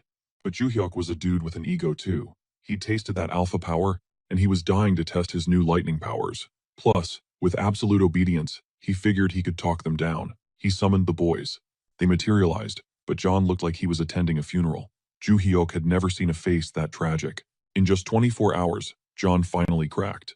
He admitted he was low-key terrified that the attack skill was a trap poison in disguise. He confessed the anxiety was eating him alive. Sure, the 20th floor felt chill, but that was only because they were stomping on weak goblins. It was a false sense of security, proving Ju-hyuk's gut feeling was dead on. John was legitimately stressing over that attack skill. He shut it down immediately. Orcs were absolutely off the table. Ju-hyuk sighed, apologizing in advance, warning that he was about to commit a major felony. He smirked, asking if John planned to tie him up with some fancy butterfly knot. John shot back, negative. Then he dropped the hammer. The third law of summons was officially in effect. The rules for summoned entities were dead simple. Rule number 1, protect the summoner's life at all costs, no exceptions. Rule number 2, obey the summoner's commands like gospel. But here's the kicker. If Rule 1 and Rule 2 start beefing, Rule 1 always wins. Gobang didn't hesitate. He snatched Ju-hyuk up with both hands instantly. Smack. John slapped Gobang upside the head, reminding the big guy the order was to grab Ju-hyuk only after they stepped into the tower. The strategy was basic. Once inside, Gobang plays jailer, while John speedruns the clearing solo. Ju-hyuk realized they had totally conspired against him behind his back. He didn't want to stoop this low, but desperate times called for his ultimate weapon, the puppy dog eyes technique. He begged John to cut him some slack just this once, swearing he'd be careful. John wasn't buying it. He said trust was out the window. Ju-hyuk swore on his life he wouldn't go rogue again. John eyed him suspiciously, asking if he was serious. Ju-hyuk argued there was 0 point in just loitering around. He pleaded for just 1 kill, literally 1. He promised to take it slow and play it safe. John grunted, clearly annoyed, but Ju-hyuk was relentless, refusing to back down. John finally caved, but with a strict condition. The second he sensed even a whiff of danger, he was stepping in. Ju-hyuk agreed instantly. Deal sealed. They stepped onto the 21st floor. of the Korea Black Tower. Trekking through the woods, John gave the briefing. Orcs are tanks, but they have rocks for brains. Still, probably smarter than Gobang. The big guy immediately clapped back, claiming his IQ was definitely higher than an orc's. John told him to zip it. Ju-hyuk suddenly pumped the brakes, suggesting they run drills 10 times before advancing. John was all for it, hyping him up to practice even more. He ordered Gobang to pop a squat, declaring him the official punching bag. Ju-hyuk had free rein to wail on him. Ju-hyuk felt super weird about it. John insisted Ju-hyuk land 10 hits on Gobang. He claimed that even at full throttle, Gobang wouldn't even feel a tickle, making him the ultimate training dummy. Gobang gave a thumbs up, saying it wouldn't hurt a bit. Ju-hyuk refused, threatening that if they kept pressuring him, he'd just charge into the fight alone. Besides, the moves were already burned into his brain. He figured smacking an orc was way easier than hitting his friend. He urged them to push on. John looked like he wanted to cry. The mission for floor 21? Wipe out 30 forest orcs in under 4 hours. The orcs swarmed in. John dove into the fray first. Gobang yelled that he wanted a piece of the action too. Gobang closed the gap in one massive leap. The second he touched down, he started pummeling an orc. Meanwhile, John was decapitating and slicing through the mob like butter. Ju-hyuk stood there, shook by their insane speed.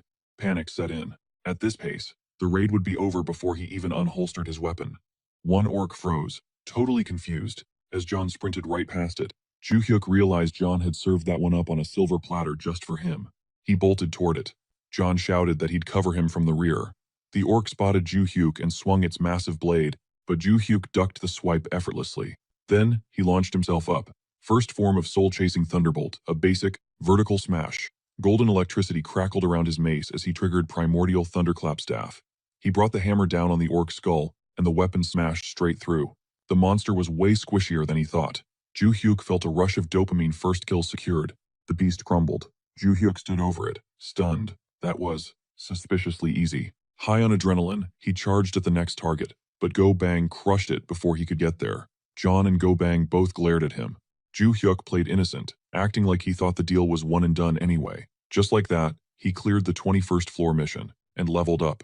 He snagged 2.1 kilograms of magic stones as loot, plus 5 tower-exclusive healing potions. Better yet, he shattered the record, earning an S++ clear rank on the 21st floor of the Korea Black Tower and bagging another platinum badge. The next day, he hit the tower again, getting permission to tap exactly one desert orc.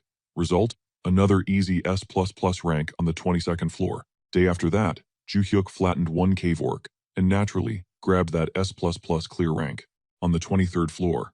The volcano orc was a little spicy, but he still managed to land the killing blow. He was conquering the tower a floor a day, and with John and Gobang carrying him, it was smooth sailing. He absolutely obliterated the 24th floor of the Korea Black Tower, locking in that sweet S++ rank. Just another day at the office. Finally, the main event, floor 25. Picking off mobs one by one? Nah, that grind wasn't going to cut it anymore. But first, he needed to establish some street cred. The problem was, John and Gobang were attached at the hip, so slipping John the goods had been impossible.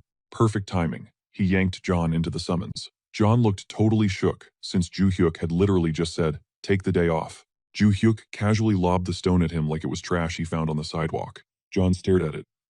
Boss? Is this a snack? Inspect it. Genius. John did, and his blood ran cold. He froze. It was a summoned entity rank-up rune, a literal game-changer that boosts a summons tier. His brain couldn't even process it. Ju-hyuk smirked. So, you dig it? For real? For me? If he used this, he'd hit SSR status. The sheer weight of that gift hit him right in the feels. He could finally be the shield Ju-hyuk deserved. That grin on his face? Pure, unadulterated joy. Seeing him light up gave Ju-hyuk a solid dopamine hit too. Wanna pop it now? John hesitated. He was dying to, but rushing an evolution like this? Way too risky. Ju-hyuk nodded. Yeah, you don't mess around with evolution. John decided to head back to the void to handle the ritual properly. He swore he'd come back a beast, but Ju-hyuk felt weird sending him off so fast. Hey, no rush. You can hang here for a bit. John didn't need to be asked twice. He plopped down in front of the TV. Yo, what channel is that rerun on? Ju-hyuk groaned. VOD costs money, dude. John gave him a look. Why is this guy so obsessed with penny pinching? John started channel surfing, but something flashed on screen. Ju-hyuk's eyes widened. Stop. Freeze it right there. What? What is it? Ju-hyuk was frantic. Go back. Back. Keep rewinding until I say cut. And there she was. His mom. Ju-hyuk turned to stone. Why the hell was his mother on the evening news? She was standing outside some massive skyscraper, gripping a picket sign. Oppose unfair termination. Justice for water purifier managers. End corporate bullying. The backstory was infuriating. She'd been fired because a customer treated her like a maid, demanding she sort their recycling. She was there to fix a filter, not take out the trash. Totally outside her job description. But the company? They took the customer's side. They demanded she apologize. She refused. She hadn't done anything wrong, and she wasn't going to bow down to entitlement. Her reward for having a spine? A termination letter. For over 10 days, she'd been out there, protesting all alone, and all she got was mockery from the suits in the high tower. They laughed, thinking she was just some crazy lady mimicking TV dramas. One more snicker, and she was ready to storm the lobby and throw hands. She was literally shaking with rage. Then, a guy walked up. She braced herself, expecting another corporate stooge coming to talk trash. But he didn't. He smiled warmly. "Ma'am, I can see you're going through hell." He introduced himself, Chang Sok, an attorney. And not just any attorney, he was from Park and Kim. That name hit her like a truck. Her walls went up instantly.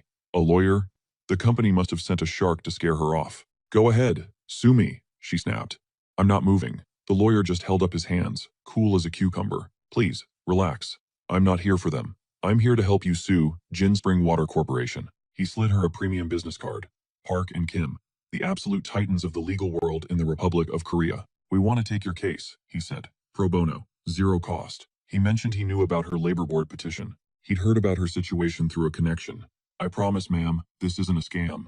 She still looked skeptical. So, he dropped the charity card, said it was part of the firm's annual social justice initiative. It sounded fishy, but his eyes. He didn't look like a liar. Still, she hesitated. "Think of it as the universe finally cutting you a break," he urged. "A reward for standing your ground.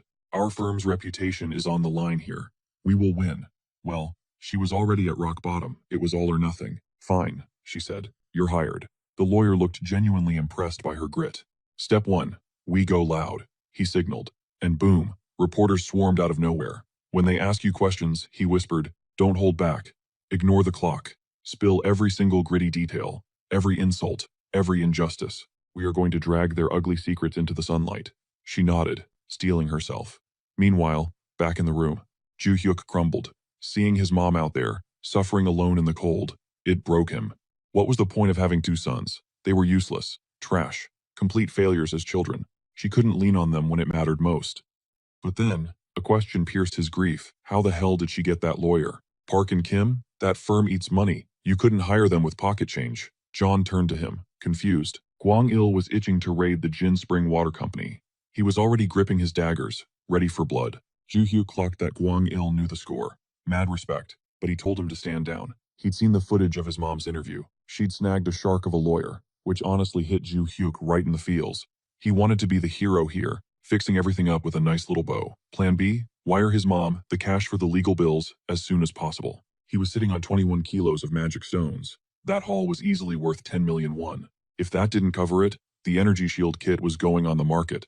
Suddenly, his phone buzzed. It was his dad. He picked up. Pops asked if he'd caught the news yet. Ju-hyuk said, yeah, but his dad just told him to chill out.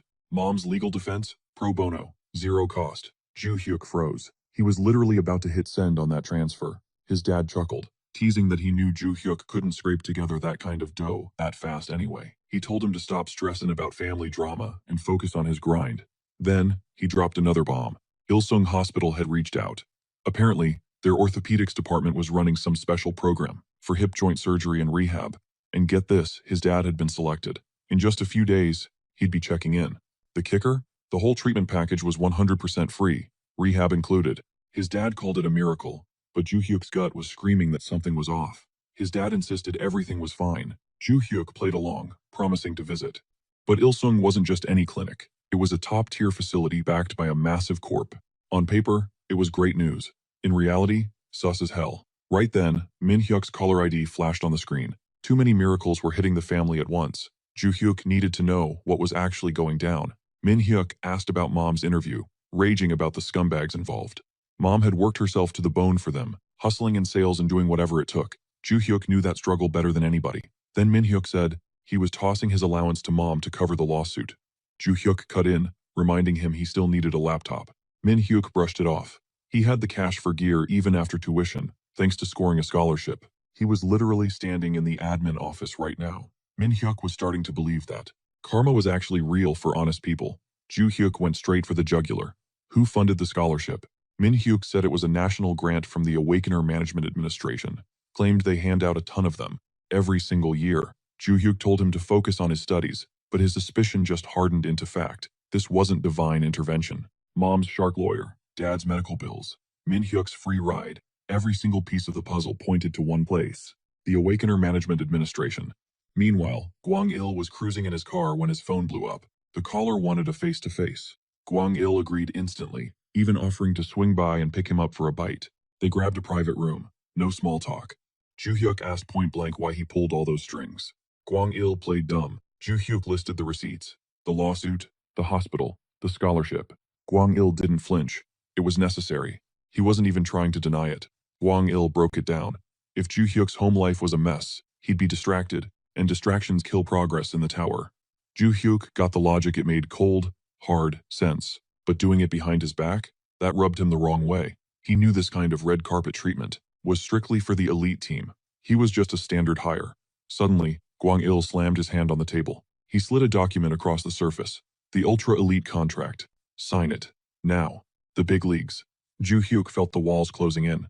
He suddenly realized Gwang Il had planned this checkmate from the start. But Ju Hyuk hesitated. He didn't feel special. He didn't feel elite. He jumped when Gwang Il stood up abruptly. You really believe that? Gwang Il demanded.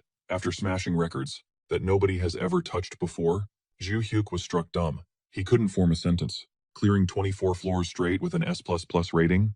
To call that normal wasn't humility. It was straight-up denial. Then, Gwang Il bowed his head low.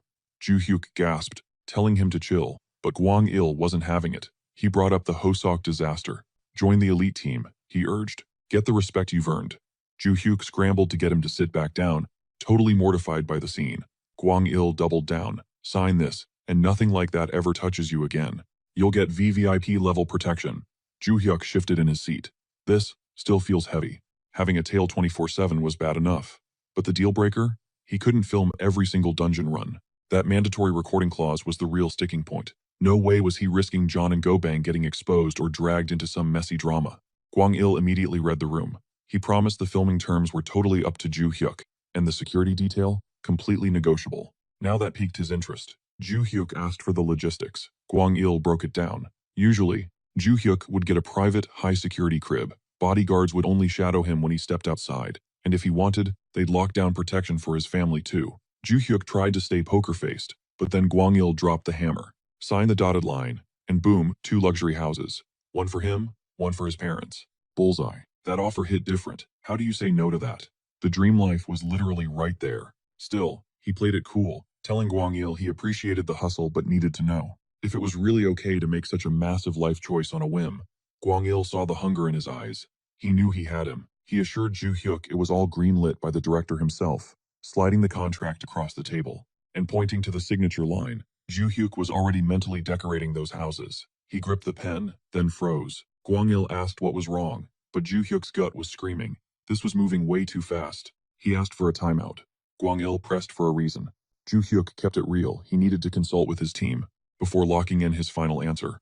Gwang Il nodded, agreeing to wait. The next day, it was summoning time. John appeared, loudly announcing the arrival of a super rare assassin. The guy was literally glowing like a walking supernova. Ju Hyuk winced, shielding his face and yelling as the iridescent glare basically flashbanged him. The rank up was legit. John was officially SSR tier. The aura was so blinding, Ju Hyuk had to order him to dim the special effects. John asked if they were bringing Gobang in on this. Ju Hyuk shut that down. Before they tackled the 25th floor, they needed to talk strategy, just the two of them. John nodded sagely. Probably for the best. Gobang's brain wasn't exactly built for nuanced conversation anyway. Ju Hyuk spilled the tea on the meeting with the administration leader. He laid out the insane offer and admitted he was torn between coasting on the normal team or leveling up to the elite squad. He asked for John's take. John didn't hesitate. Elite team. 100%. Ju Hyuk was basically a national authority player now and needed to be treated like royalty. But Ju Hyuk was still anxious about the implications. What if they forced a death march to the 60th floor or higher? John said it was doable. Ju Hyuk swore to grind harder, so he wouldn't be dead weight. But John shut that idea down instantly. Ju Hyuk didn't need to train himself into an early grave. His only job was to stay breathing. Survival wasn't just a goal, it was his actual superpower. Ju Hyuk tried to argue, but John doubled down. As long as Ju Hyuk survived, the rest was guaranteed. He explained that back in his home dimension, the roster of legendary SSR summons was practically infinite. As long as Ju Hyuk stayed alive, he would eventually summon every single one of them. And once summoned, they were bound by absolute loyalty. They'd follow any command, provided it didn't break the 3 laws. Ju Hyuk asked if that was the whole pitch. John smirked. There were even demigod-class monsters, beings that existed outside the ranking system and shattered human limits. That definitely got our MC's attention. Ju Hyuk asked if he could pull those rank-breaking monsters. John gave him the honest truth. Not yet. So John revealed the true meta. Live a long life and spam that random summon button. That was his ultimate move, his game changer. The cooldown was roughly 1 month. That meant 12 gacha pulls a year, with some lucky item drops, maybe even more. He could build an army of 12 powerhouses annually, unless, of course, his RNG was trash, and he got nothing. He checked the clock. 19 days, 10 hours, 17 minutes, and 8 seconds left. John gave him one final instruction: demand one specific clause. Ju Hyuk had to insist that any decision to climb new floors was his call alone.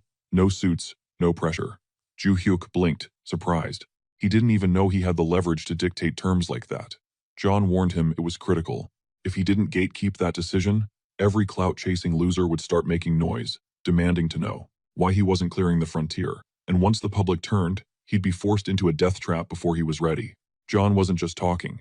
He was channeling some serious trauma. Ju Hyuk could hear the scar tissue in his voice. The warning was crystal clear. Don't let them put a leash on you. As long as Ju Hyuk kept his freedom, taking the government handouts was fair game. Honestly, Ju Hyuk was shook that John even agreed to the plan. He dropped a quick thanks before popping his skill to spawn Gobang. The big guy appeared, tossing a salute to his master. John loomed behind him, eyebrows raised, like, "Excuse me? I'm standing right here." Gobang clapped back instantly. Real warriors don't bow to scrubs. That was the wrong button to push. John puffed out his chest, flexing his new status. SSR, buddy. Read the letters. John barked, practically drawing a diagram in the air. See that? Double S. That means super, super rare. Unlike some measly rank trash I know. Gobang muttered something about John being a bully, but John cut him off. Zip it. Know your place, you rank bottom feeder. The rank gap was real, and Ju Hyuk saw Gobang actually shrink away from John's glare. 2 whole tiers of power difference. Even a blockhead like Gobang could feel that pressure. Ju Hyuk logged a new mission objective. First rank up rune he snagged was going straight to Gobang. Meanwhile, he turned to John. Think we can grind out a platinum badge? Again? John rolled his eyes, scoffing at the dumb question. Bro, I'm SSR now. That badge is already in the bag. They stepped onto floor 25 of the Korea Black Tower. Objective updated. Slaughter 100 orcs. Plus 1 orc chieftain. Time limit 10 hours. Ju Hyuk looked up. A literal tidal wave of green skin and steel was rushing them. He tightened his grip, ready to solo a few, but John waved him off. Relax. This is just my victory lap. Watch the SSR work. He barked an order for Gobang to tank the aggro. The big guy didn't hesitate. He launched himself like a cannonball, soaring high. The orcs paused, brains buffering as they watched the shadow fall. That split second of confusion was all John needed. The SSR vanished. He moved so fast he left afterimages, tearing through the air like a fighter jet on a strafing run. He was a blur of violence, unleashing a storm of blades that turned the front line into Swiss cheese before they could blink. Skill activation. Blade explosion. Boom. The orcs he tagged didn't just die. They detonated, taking their buddies out in a gory shockwave. That wasn't a dagger skill. That was a tactical nuke. But the horde didn't stop. A squad of orcs rushed John's blind spot. Spears impaled him. Got him. The orcs grinned until the body started fading like smoke. A decoy. Flash. John materialized behind them. Vile ambush engaged. Heads started rolling before the bodies even knew they were dead. The guy was literally grinning while he worked. The surviving orcs?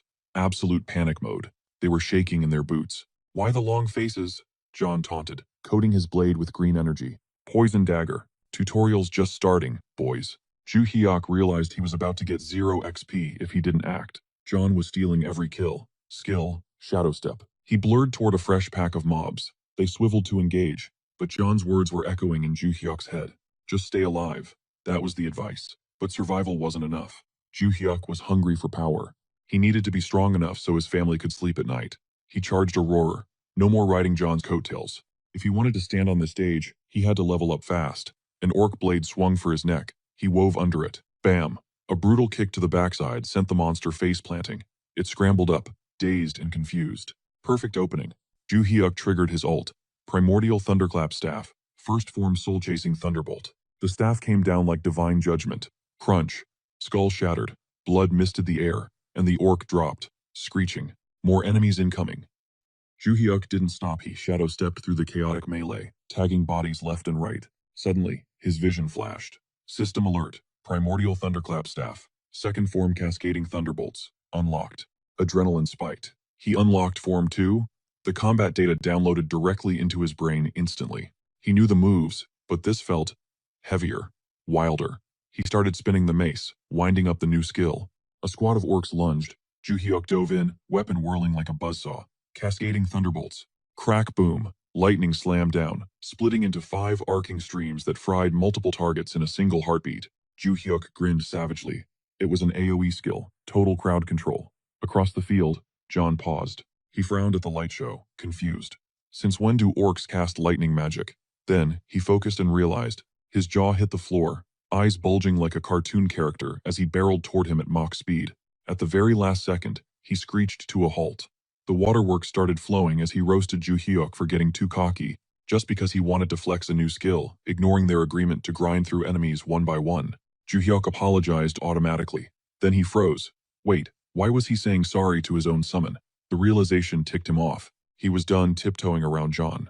He snapped back, claiming that even if he was a total nobody outside, inside this tower, he was the apex predator. John didn't flinch, calmly replying that keeping Ju Hyuk breathing was the only stat that mattered. That just triggered him even more. Ju Hyuk pointed forward, practically daring the universe to spawn the orc war chief right then and there. He bragged that he'd solo rush the boss and cave its skull in personally. A deafening boom interrupted his little speech.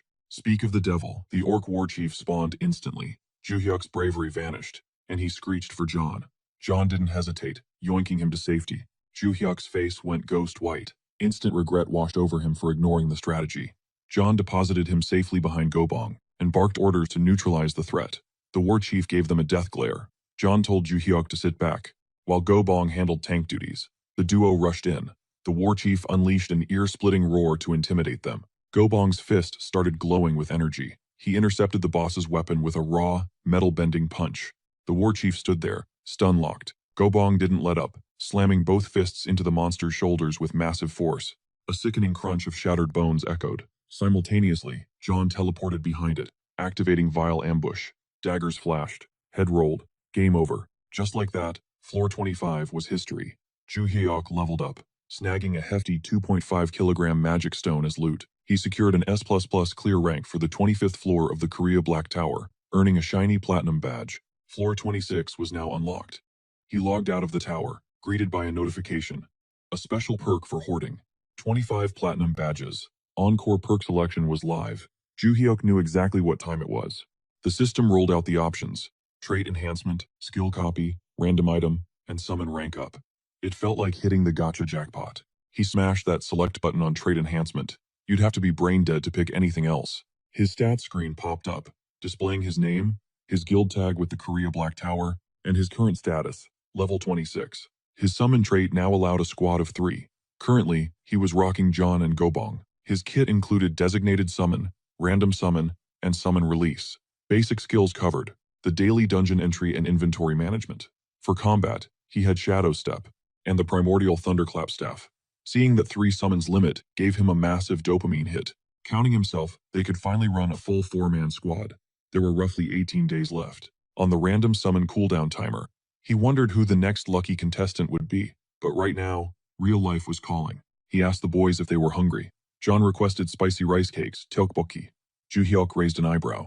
John usually folded at the sight of chili flakes. John puffed out his chest, claiming his SSR-Rank upgrade made him immune to spice.